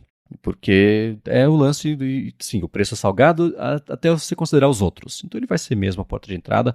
A própria Apple falando isso, né, que nem... Teve aquela campanha do Mercedes, o Classe A, que eles recolheram depois, que era falar assim, você de Mercedes. Né, porque era um jeito... E recolheu porque ficou assim meio, até você de Mercedes, sabe? Assim, pegou meio mal, né? Distorceram, na verdade. Mas eu acho que um ponto é meio parecido, que não é novidade. O iPhone SE já cumpria muito bem esse papel. Mas eu acho que ao longo dos anos o iPhone SE ficou a conotação de o iPhone meio capadão, meio vagabundo assim, só porque é barato. E não era isso que a Apple queria, então trouxe o mais barato, ainda caro, como um membro da família, né, que foi o Tico que comentou. Então, eu fiquei, não é aliviado, mas satisfeito de usar e falei assim, putz, tá, ele faz o que ele prometeu, é caro, mais paciência, mas é isso aí. Pelo menos o chip é bom, né, o chip, o C1, né. O risco... era falar, nossa, não, ele tem 20% aumento de desempenho, é super não confiável e só poupa a bateria porque não funciona. Aí teria sido bem diferente a história. Que bom que não é essa. Mas claro que, se vocês comprarem, né, comentem, usa um pouquinho e vocês comentam com a gente, né, como é que tem sido, por que vocês resolveram comprar esse, acho que é uma boa coisa pra gente explorar também, versus alternativas. Se depois de passar ali o efeito novidade, vocês sentem falta de uma outra coisa, em comparação também com o telefone que vocês podiam ter comprado. Mas acho que se tivesse tentado cravar como é que seriam os reviews, foi exatamente o script, né? O preço, o chip e pelo menos poupa a bateria. Não tem muito segredo. O pessoal falou muito do MagSafe, da falta de MagSafe, que a própria Apple veio se manifestar, né? A gente, acho que até comentou um pouquinho no episódio anterior sobre, né, o que a falta de MagSafe representava. A Apple comentou lá pro John Gruber, segundo, né, as análises que a gente tem aqui, o pessoal que tinha o iPhone SE não se importava muito com o MagSafe, né? Não usava muito carregamento por indução, então a gente acreditava que, por consequência, as pessoas não iam usar o MagSafe, né? Ela tem um argumento, mas também fala, mas se você nunca deu o MagSafe para essas pessoas, daí também fica difícil elas quererem usar, né? Então, tem aí os dois lados, mas o pessoal do review falou muito, né? Falta MagSafe, negócio meio chatão, né? O Marcus Brownlee falou um pouco mais sobre a câmera, que eu não vi muita gente falando, que a Apple fala que é a mesma câmera do iPhone 16 base, mas com asterisco, porque o sensor dentro do 16 é bem menor E ele até falou, ó, em condições de menos luz, aí ele já perde bastante para os modelos mais caros da linha, né? Não é exatamente a mesma câmera. Mas é isso, né? Quando você começa, sei lá, vai na loja e olha o preço do iPhone Pro, que custa R$ 10.000 aqui no Brasil, $1.100 lá fora.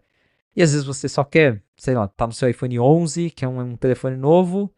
Aí pode ser mesmo que o 16E seja, né, pareça um bom negócio perto desses outros iPhones, se você não se importa muito com esses outros recursos que os mais caros têm a oferecer. E de quebra, ainda leva uma bateria boa, pelo menos isso, né?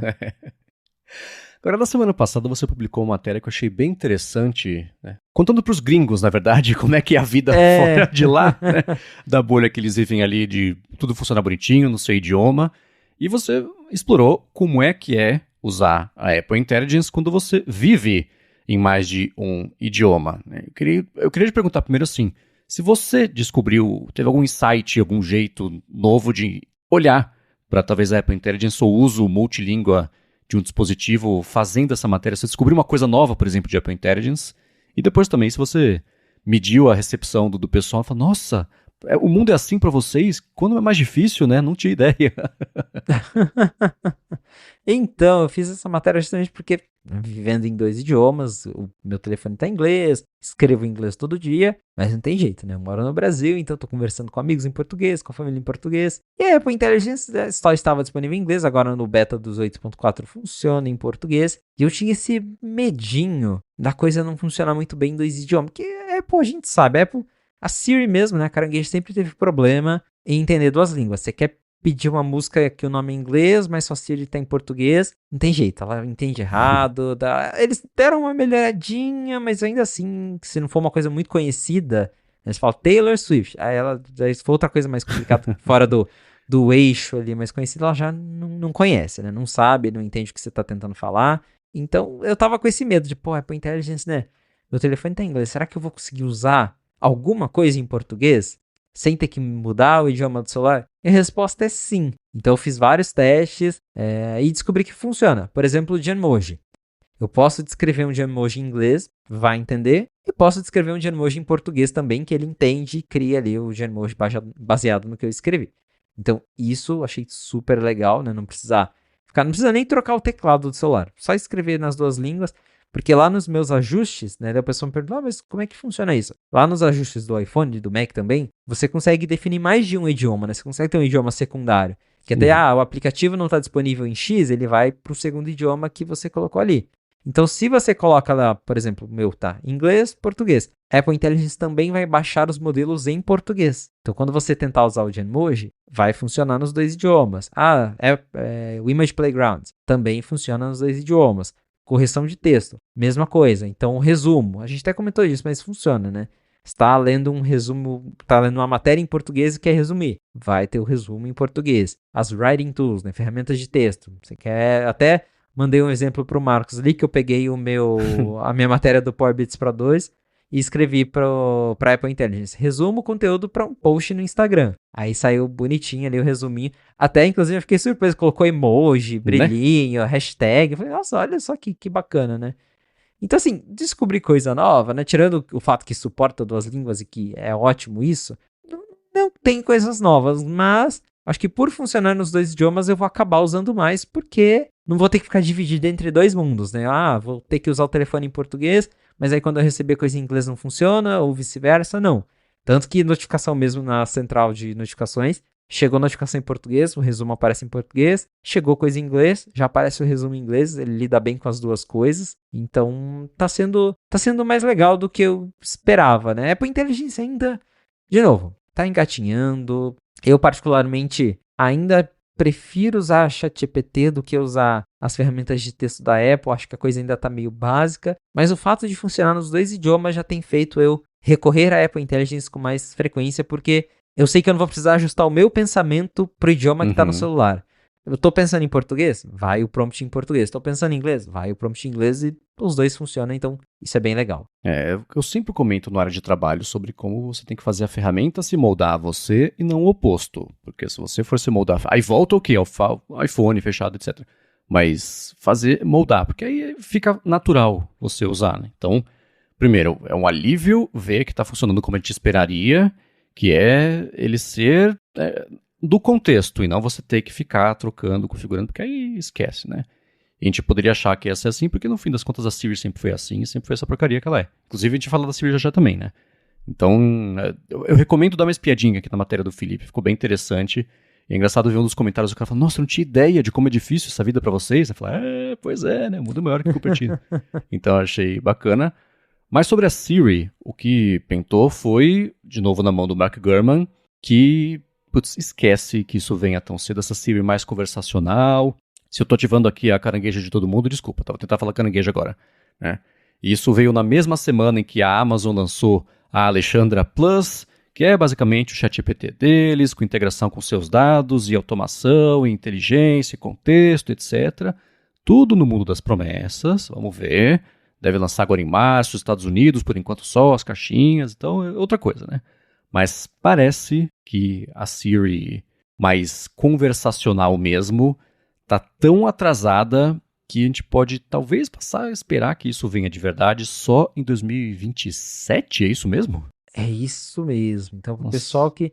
Primeiro que tinha uma expectativa de que, sei lá, no iOS 18.4 a gente ia ter novidades pra Siri. Não. A Apple já tirou isso, até alterou no site. E a gente não tá nem falando de conversacional. A gente tá falando do que foi prometido na WWDC, que é, sei lá, você perguntar do seu passaporte, a Siri e a carangueja encontrar seu passaporte nas suas fotos, encontrar, né, o contexto ali das suas mensagens. Isso já foi adiado, a Apple não conseguiu terminar isso.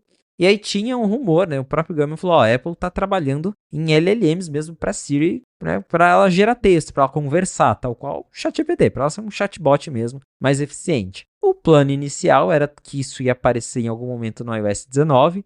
Depois o Gurman até falou, tá atrasado, deve ir lá, sei lá, começo de 2027, que vai ser o iOS 19.4. Agora na última coluna dele, segundo, né, novas fontes, a coisa já mudou, deve vir para iOS 20, ou seja, a gente está falando de final de 2027 para início de 2028?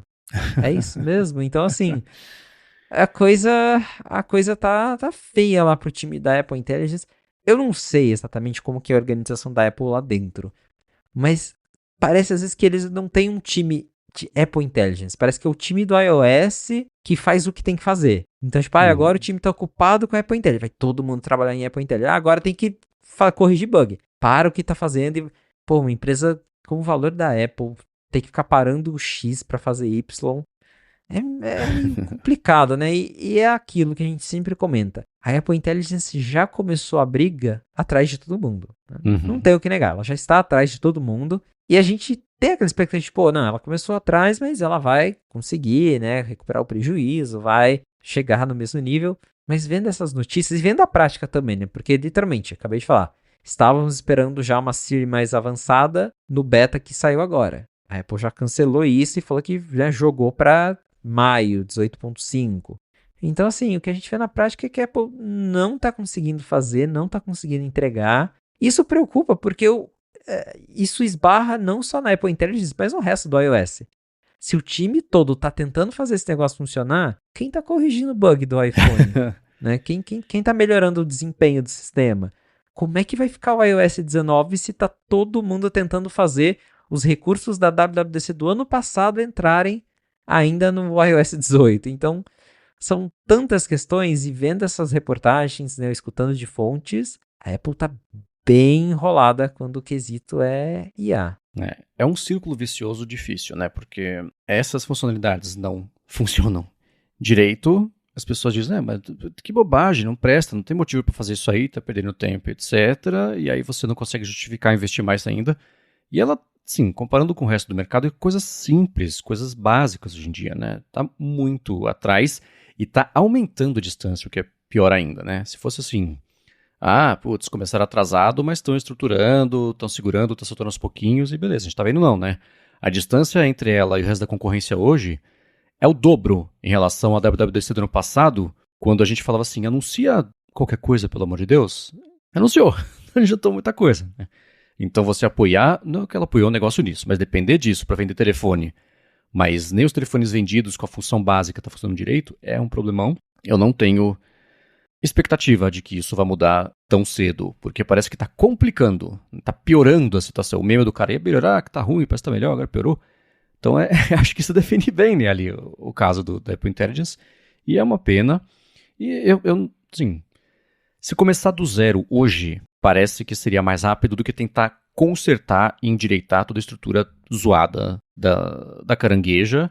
E a parte toda de que o Gama está falando, são duas estruturas, tem a velha, tem a nova, a ideia é que lá na frente você consiga integrar, que seja uma coisa só e que isso resolva finalmente, mas pense em 2027 como é que vai estar, com base no que a gente está vendo evoluindo nos últimos 2 anos, ChatGPT até agora e todo o resto, assim, até a Alexa está prometendo coisas melhores, porque ela também disputava ali com a Apple, ela tinha muito mais integração com terceiros, era um pouco mais livre, etc. Ela era o exemplo teórico do negócio feito direito. E era curioso que a gente via os testes comparativos, especialmente do Marcus Brownlee, né? Comparando os dois, ela ficava sempre meio lá para trás, não estava direito no telefone, como é que vai ser agora, né? Ela depende de integrações nativas, então no Android acaba sendo um pouco mais fácil fazer isso, no caso do iPhone ela acaba sendo inútil porque não tem onde se conectar e como expor isso de um jeito mais óbvio, mas que pena, acho que essa altura o melhor a fazer é não ter expectativa nenhuma, porque qualquer coisa que venha vai ser lucro, porque tá piorando a situação, ao invés de ela tá conseguindo endireitar e mostrar uma estrutura e falar, putz, beleza, tropeçamos, agora vai ter passado e vamos acelerar para tentar alcançar o pelotão. Não tem mais pelotão, tá atrás dela agora para passar e virar retardatário, que é uma pena, né? É sobre não esperar, né? E o que vier é lucro. Segredo da felicidade. Agora também, mais ou menos com isso, a gente viu uma leva de betas aí serem lançados nessa semana. Nem instalei ainda o beta novo do macOS para ver se eu traduzi uma página no Safari e pedi para resumir, se ele resume a versão traduzida, ao invés de abrir a versão original e resumir. Mas teve, surpreendentemente, bastante coisinha, né? Várias novidades pequenas, mas que no agregado ali fazem desse segundo beta, ou talvez elevem até a quantidade de coisas bacanas mesmo aí, que estão para chegar no 18.4, no caso do iOS, e os equivalentes aí nos sistemas todos, né? Isso, então o 18.4 por si só, né, já parece ser uma atualização mais significativa porque expande a Apple Intelligence para o resto do mundo, né, entre aspas, que tem alguns poucos países, o Brasil está incluso, mas é a primeira vez que a Apple abre a Apple Intelligence para outras línguas. Mas tem também outras novidades chegando com a atualização, então nesse Beta 2, uma que chamou muita atenção foi relacionada ao Visual Intelligence. A gente já tinha comentado, mas agora é oficial. iPhone 15 Pro tem acesso ao Visual Intelligence, então você consegue configurar como no botão de ação do iPhone, tem lá a opção, né? Visual Intelligence, aí você pressiona, abre o mesmo recurso que até então era exclusivo da linha 16. A Apple colocou no iPhone 16e através do botão de ação e agora também chegou no iPhone 15 Pro. Também fizeram algumas mudanças ali naquele recurso de priorizar notificações, então agora dá para você escolher quais apps você quer que entrem na priorização ou não. Aqui mesmo no meu, eu tenho o Usual Reminder, que é aquele aplicativo para lembrete de tomar água, e de vez em quando ele entrava lá, muito importante, tomar água. Eu ficava tipo, é importante, mas eu não queria que entrasse como uma notificação muito importante, né? Que ficasse brilhando ali na minha tela de bloqueio. Então agora, no Beta 2, dá para você desligar. Esse aplicativo não é importante, né? Não quero. Então tem um controle maior de como você gerencia isso. Também puxando ali, né? Visual Intelligence. A Apple colocou botões novos na central de controle para você, né, chamar a carangueja ou usar o Visual Intelligence apertando o botãozinho, né? De repente você desligou o controle de câmera, você não usa, né, o botão de ação tá para outra coisa, dá para usar a Visual Intelligence ainda assim pela central de controle. Então, outra novidade. Tem alguns novos emojis que não sei se a galera ficou empolgada. Antigamente, emoji novo era sinônimo de empolgação, né? O pessoal que nem entendia nada do assunto instalava beta, corria, mas acho que agora a gente já tá tão saturado de novo que, assim, colocaram acho que 7 novos emojis, né? Antigamente, lembro que tinha atualização que vinha 50 novos emojis. Agora, né, 7 novos. Não sei se eles empolgaram a galera, mas tem um que eu adorei, que é a carinha cansada ali com olheira. Essa eu achei ótima. Mas tá aí, temos novos emojis. Temos vários novos shortcuts. E isso provavelmente é relacionado a Siri que tá para vir no iOS 8.5. Então agora dá para mudar vários ajustes, né? Dá para mudar ajustes do Apple Books, calendário, Safari, lembretes. Dá para mexer em bastante coisa do sistema usando shortcuts e Que assim, Shortcuts é baseado em App Intents, que também vai ser a base da nova Carangueja. Então, o que dá para fazer no Shortcuts vai dar para fazer por voz com a Carangueja quando eles liberarem a atualização. Então, isso também veio aí de novidade. App Store, colocaram um botão que agora dá para você pausar uma atualização, né, ali pela App Store. Então, são pequenas coisinhas, mas que somadas, como o Marcos bem pontuou, tornam o 18.4 uma atualização mais significativa. E para quem, né, para as 30 pessoas que tem um Vision Pro, agora tem um aplicativo do Apple Vision Pro que você consegue... É a mesma coisa do aplicativo do Apple Watch, né? Você abre, dá para você gerenciar o seu Vision Pro, mudar configurações, atualizar, né, instalar a atualização do Vision S, baixar aplicativo, ver recomendações de aplicativos direto desse app do Vision Pro. Então ele entrou agora no Beta 2 para quem tem, né, um Apple Vision Pro emparelhado. E para quem não tem, se eu não me engano, ele vai ser lançado na App Store, né, futuramente, quando o 18.4 estiver disponível para todo mundo. E aí qualquer um vai poder baixar para, sei lá, ver propaganda de Apple Vision Pro, basicamente no celular, né? Ou, gostei desse conteúdo, vou salvar para quando eu tiver meu Vision Pro. Então, é um jeito da Apple divulgar ainda mais o produto, né? Eu acho que é inevitável que mais coisas assim cheguem para dar vontade de ter o Vision Pro, nem que seja você ir fazendo isso. Lembrar a pessoa que ela tem que ir salvando as coisas para ver, porque você vai criando ali um pouquinho da vontade de ter, fica na cabeça, né? A hora que sair um bom, mais barato, aí a pessoa compra, né? E minha expectativa é que lá na frente pintem também jeitos de você ter um jeito simulado de ver os vídeos tridimensionais no iPhone, que tem um pouquinho de profundidade, uma paralaxe, não sei, acho que isso ainda vai acabar acontecendo, mas eu achei curioso que, de novo, né, como eu tava viajando até ontem, finalzinho do dia, eu fui vendo de orelhado que fui pintando, falei, nossa, aplicativo novo, cada hora que eu entrava que eu via alguma coisa tinha novidade desse beta novo, falei, poxa, seguraram, bacana. Vamos ver o que mais agora, e esse é o segundo, né, vamos ver se pinta mais coisa no terceiro. Essas versões finais do sistema estão previstas para saírem no mês que vem, né? Essas atualizações devem ser no mês que vem. Tanto que no site da Apple Brasil diz lá, Apple Intelligence, disponível em português, no início de abril. Então, tá bem específico que vai ser no comecinho do mês. Vamos ver se eles não vão mudar o cronograma, mas a princípio o 18.4 sai para todo mundo no mês que vem já. Lembrando que o início de abril começa com o dia da mentira, né? Então a gente nunca se sabe. Tem isso. Tudo bem, agora para finalizar o episódio, vai ser um teaser em relação à semana que vem, porque a gente viu um teaser em relação à semana que vem, não, os próximos dias, a semana que vai se desenrolar, né, os dias que vem nessa semana. Enfim, né, Tim Cook foi lá no Twitter e postou que tem algo no ar, que quem tem memória boa vai lembrar que não é a primeira vez que a Apple usou essa frase, né. Pois Tim Cook postou esse teaser. Ele tá tudo engraçadinho, agora tudo é teaser no Twitter, né? Não tem mais anúncio no Press Room, não tem mais... É tudo Twitter agora, né? Inclusive, questionável, mas enfim, isso é outra discussão. Tim Cook foi lá e postou There's Something in the Air, aí tem um videozinho, né, que tem a palavra Air e algo passa ali rápido e corta ela.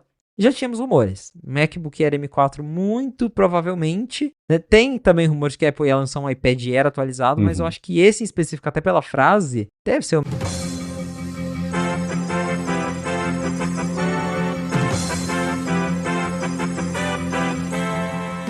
Muito bem, sabe que uma das vantagens de ter um podcast chamado A Fonte e ter o Felipe Espósito aqui é que de vez em quando a gente fica sabendo de umas coisas de forma antecipada, o que vai aparecer, o que vai acontecer, né? E dá pra dar uma segurada no episódio, lançar depois de sair.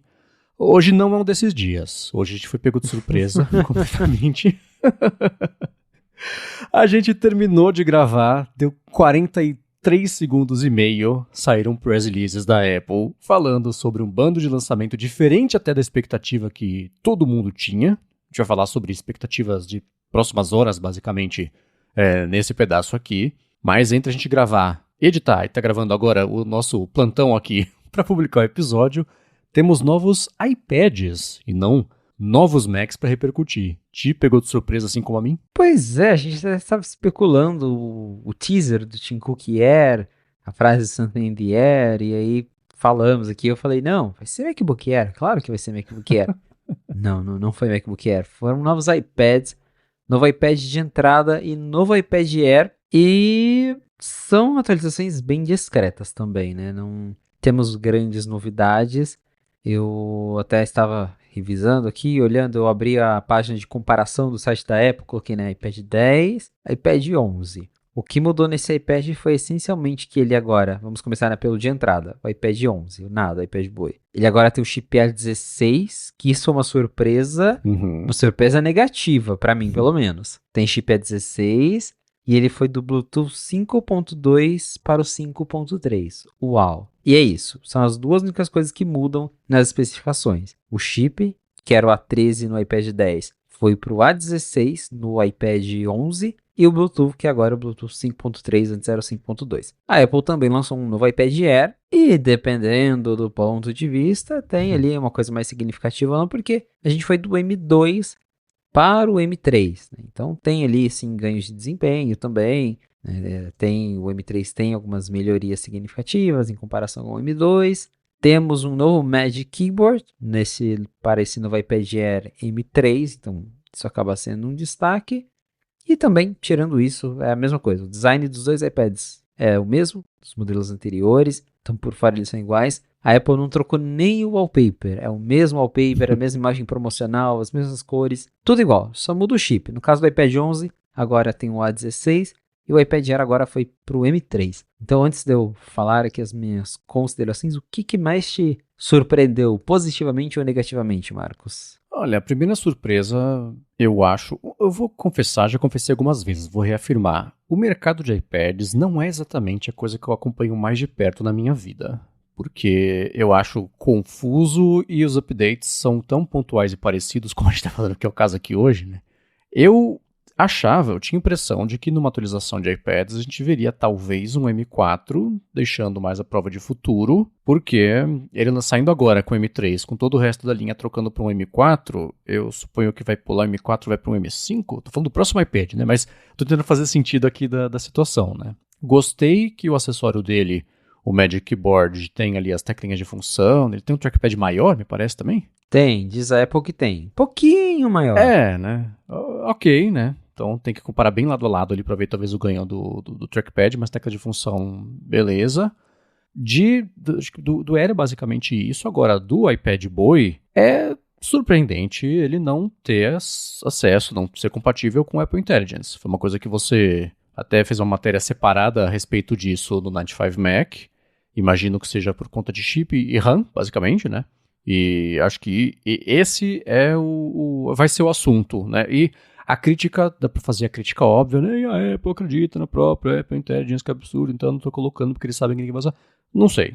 Eu acho que ela sabe que o perfil de usuário que tem lá, que for comprar esses iPads, que é só pra mandar em escola, e não compensa, não é um grande ponto de venda, então ela ter colocado um chip mais caro, abrir mão de margem para enfiar uma Apple Intelligence que nem tá muito boa para começo de conversa lá, não tá na hora, beleza. O próximo eles fazem com Apple Intelligence. Então acho que de tudo o que... Tirando a surpresa de serem iPads hoje, né? Acho que a maior surpresa é esse ponto super estranho dele não ter suporte, não ter compatibilidade com Apple Intelligence. Mas o iPad Air é um upgrade pontual 100% cartesiano. Né? Beleza, atualizou um spec bump. Justifica não ter sido nem um Apple Launch. Um press release desanimado, né? Não é um animado como os vídeos. Exatamente, o Marcos até falou aqui na gravação original, né? Seria Apple Launch, né? Apple Launch é o quê, né? E foi só soltou ali do nada, né? A gente literalmente terminou de gravar, apareceu no site, não teve... Nem videozinho não teve dessa vez. Geralmente tem um videozinho pra acompanhar, não. Foi press release, site, pré-venda lá nos Estados Unidos. E sim, esse iPad 11 me chama a atenção justamente por conta da Apple Intelligence, porque a Apple literalmente acabou de fazer uma repaginada ali na linha de iPhone, justamente para colocar um outro modelo mais em conta com a Apple Intelligence. Ela estava, né, colocou 8 GB de RAM em todos os iPhones da linha 16 para ter Apple Intelligence. E a expectativa era de que o iPad 11 também teria suporte, tanto que eu até cogitei em um episódio que, provavelmente vai ter aquele mesmo A17 Pro, que tem o iPad mini, que estava sobrando, colocaram. Não, veio o chip A16. O A16, ele é o chip do iPhone 14 Pro, e que depois a Apple colocou no iPhone 15 base, que tem 6 GB de RAM, né? O iPad 10, o anterior, ele tinha o A13 com 4 GB de RAM. Então, a Apple até compara no Newsroom, né, no press release deles, que o iPad 11 ele é mais rápido, que o iPad 10, né? Então, porque é um salto, né? São 3 gerações de chip para frente. Mas eu acho um pouco questionável justamente, primeiro, porque é um salto, mas, pô, a 16, né? Já é um chip antigo por si só. E aí é um chip mais antigo que não tem Apple Intelligence. E a questão do iPad nada, para mim, é o seguinte. A Apple não tem o costume de atualizar ele com muita frequência, né? O iPad 10 ele vem em 2022. Então a gente está falando aí de mais de 2 anos, né? Quase 3 anos para atualizar um iPad. Será que esse vai ficar 3 anos com um chip que não tem Apple Intelligence? Né? Hoje tudo bem, beleza, né? Ah, não tem, ok. Ano que vem a gente sobe. Será que ano que vem vai ter um novo, né? Será que não vai? Então eu acho meio estranho. E até o press release também, ele dá uma enganadinha, porque você vai lendo e ele fala Powerful and Intelligent Features. Mas asterisco, né? Não é Apple Intelligent, né? Então, pô, esperava mais, né? Eles dobraram o armazenamento, antes era 64 GB, agora começa em 128. Não mudou o preço base, $350 lá fora. Mas é isso, né? Não, o chip, eu entendo, né? É igual a historinha do MagSafe no iPhone 16e, que a Apple diz, a gente viu aqui, analisamos as pessoas que são o público desse aparelho, não tem muito interesse em recurso X, a gente não colocou. Pode ser verdade, na prática é isso mesmo, é por Intelligence mesmo, a gente fala aqui todo dia, mas para a grande, vasta maioria das pessoas, ninguém tá nem aí para esses recursos por enquanto, né? Mas pensando a longo prazo...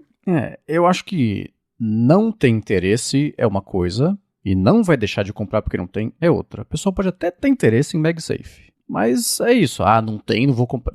Difícil, né? Se for o aparelho que tem um empurrãozinho que faltava para abrir mão, para aposentar um iPhone 11, que a gente falou aqui, que pela comparação que a Apple fez, acaba sendo upgrade, a pessoa fala, se tivesse, melhor, mas não é isso que vai deixar de comprar. Eu acho que é meio por aí. Esse iPad é a primeira vez que me faz pensar que talvez a Apple esteja preparando uma segunda etapa de Apple Intelligence para ter modelos que rodem mais leve em hardwares que não deem suporte à Apple Intelligence de hoje em dia. A gente vê basicamente todas as empresas que estão desenvolvendo, especialmente modelos de código aberto, que é curioso, desenvolvendo modelos minúsculos. O Google tem o Gemma, a Microsoft tem o Phi, a Meta tem os modelos Llama com diferentes tipos de tamanho, e conforme a coisa está evoluindo, está ficando mais barato computacionalmente colocar esses modelos em hardwares mais simples. Então, a gente já falou que algumas vezes que a Apple tem uma série de estudos que falam, por exemplo, sobre você alocar um pedaço do modelo, pegar o pedaço do modelo certo para aquele momento, que está armazenado na memória no SSD, joga na memória RAM, só esse pedacinho, faz a troca ali do que precisa, calcula e descarrega, devolve para a memória total. Então, assim, você consegue otimizar uma pouca memória RAM para, basicamente, caber um modelo muito maior do que caberia lá, né? Não estou falando que é isso que vai acontecer, mas é o primeiro indício que eu vejo, porque se esse iPad for ser atualizado daqui a 2, 3 anos de novo, mesmo a Apple Intelligence vai estar fazendo falta, porque é uma coisa que vai estar muito arraigada no dia a dia. Então é o primeiro indício que eu vejo que vale a pena começar a prestar atenção mais nos estudos que a Apple foi publicar em rumor sobre modelos ultra leves, mais capados, que fazem menos coisas, mas que ofereçam algum benefício de IA que hoje em dia esses modelos, iPhones mais antigos, iPads e esse iPad novo não tem. Vale deixar isso no radar. Vamos ficar de olho, né? Talvez com a próxima versão do iOS, né? Quando fala iPadOS 19.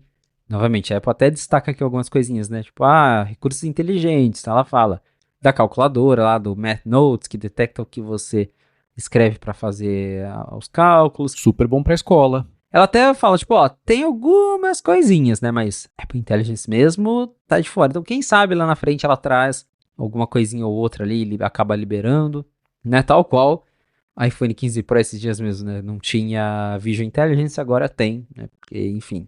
Então, pode ser que futuramente aconteça algo assim, mas por enquanto é isso. É um novo iPad sem Apple Intelligence, tem um chip mais rápido, mas que é um chip já razoavelmente antigo, é um chip de 2022, é o chip do ano em que o iPad 10 foi lançado, né? Então, assim, é um chip já mais datado, 6 GB de RAM com certeza vai dar uma melhoria no desempenho, novamente. E dá pra ver que o público da Apple é esse mesmo, que ela várias vezes aqui no press release compara o desempenho com o anterior dele, né? O iPad com o A13 Bionic, ela fala, é até 50% mais rápido em performance geral. Então ela tá focando na galera que tem esses iPads de entrada, que faz tempo que não troca de iPad.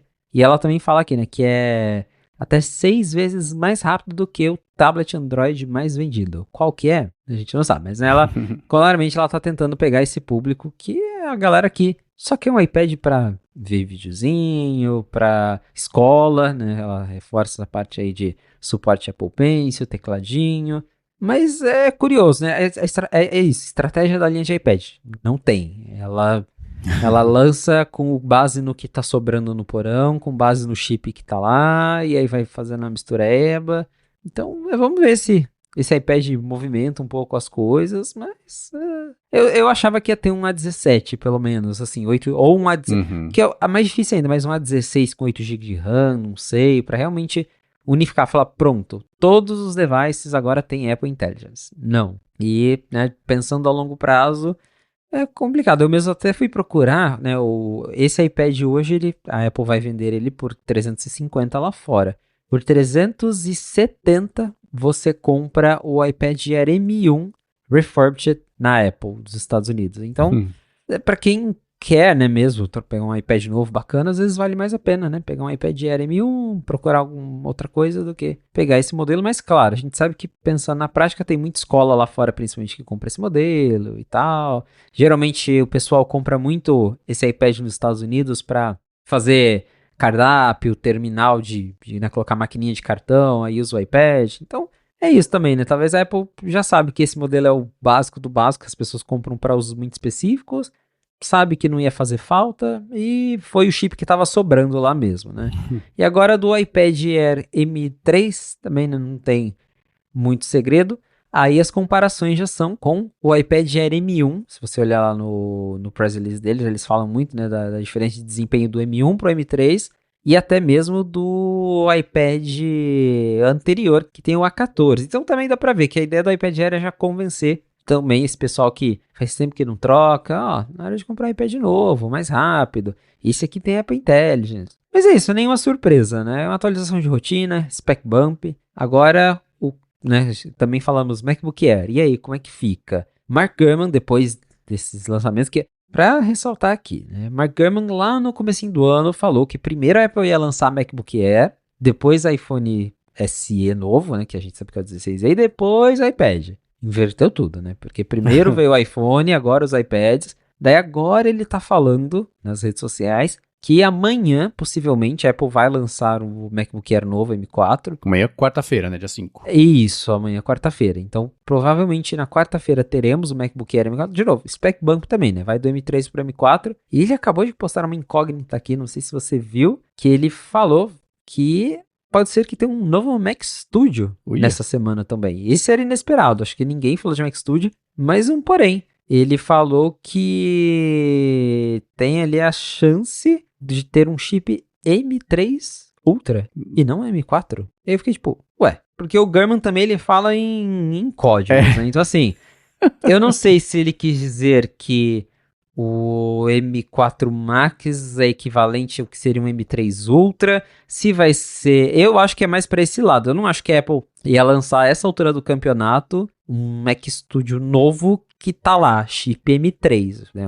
Porque o Mac Studio é um computador já topo de linha. Acho que não faria muito sentido, mas tá aí. Segundo o Gurman, provavelmente teremos novos Macs ainda essa semana. Que loucura. Lendo aqui algumas vezes, eu acho que faltou um not. Que eu falo assim... Existem sinais de que eles vão vir com um M4 Max, mas que esses novos chips outros vão ser entre os...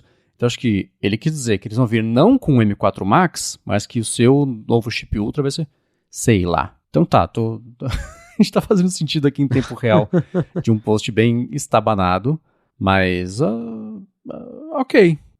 Sim. De imprevistos, pelo menos esse é interessante. Gosto da ideia, não estou no mercado por um Mac Studio, mas que bom. O último Mac Studio foi lançado em 23. Junho de 23, 22 então, foi o primeiro. Março de 22 foi o primeiro, aí junho de 23 foi o segundo, exatamente. Então, ok. Agora, a má notícia no Brasil é que basicamente todos os iPads subiram de preço. Então, o iPad, o Air de 11 polegadas, que saía por 7.000, foi para 7.500. O Air de 13 polegadas começava em 9.500, foi para 10. Então, não é uma boa notícia. Teve coisa, os acessórios, curioso, né? Caíram um pouquinho. Então, o Magic Board de iPad, tô pegando a matéria do Mac Magazine, vai estar aqui o link na descrição para a tabela.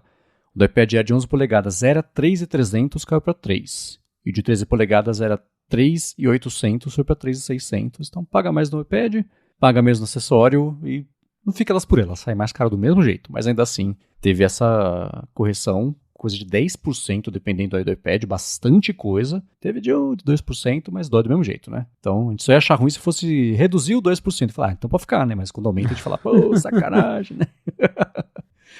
Então, isso é uma pena. E, né, pra fechar, tem novos acessórios também. A Apple atualizou a coleção de capinha, pulseira, então, pra quem curte os acessórios, né, pulseira de Apple Watch, até pulseira Hermes, tem novos acessórios disponíveis. Acho que, se eu não me engano, os acessórios já estão à venda aqui no Brasil, né, porque não depende de homologação, tá? Entrega 5 a 7 dias úteis. As novas capinhas, pulseiras, o novo Magic Keyboard também já está à venda aqui.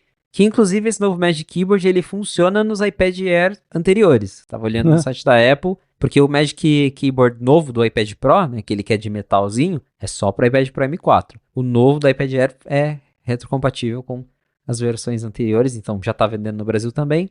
E para os iPads, a Apple só diz que chega em breve, não tem data, mas considerando que os lançamentos têm sido bem rápidos, capaz que até o final do mês já esteja vendendo por aqui. Muito bem, a gente vai... Eu estou incluindo na descrição aqui os links atualizados, não só dos rumores, tirando esse rumor aqui de que amanhã, 5 de março, quarta-feira, ou nos últimos dias, para quem está escutando no finzinho do carnaval, tem também o MacBook Air lançado, fim de plantão, a gente volta a qualquer momento, não vamos gravar de novo, sai o negócio, segunda-feira a gente repercute o que pintar de novidade.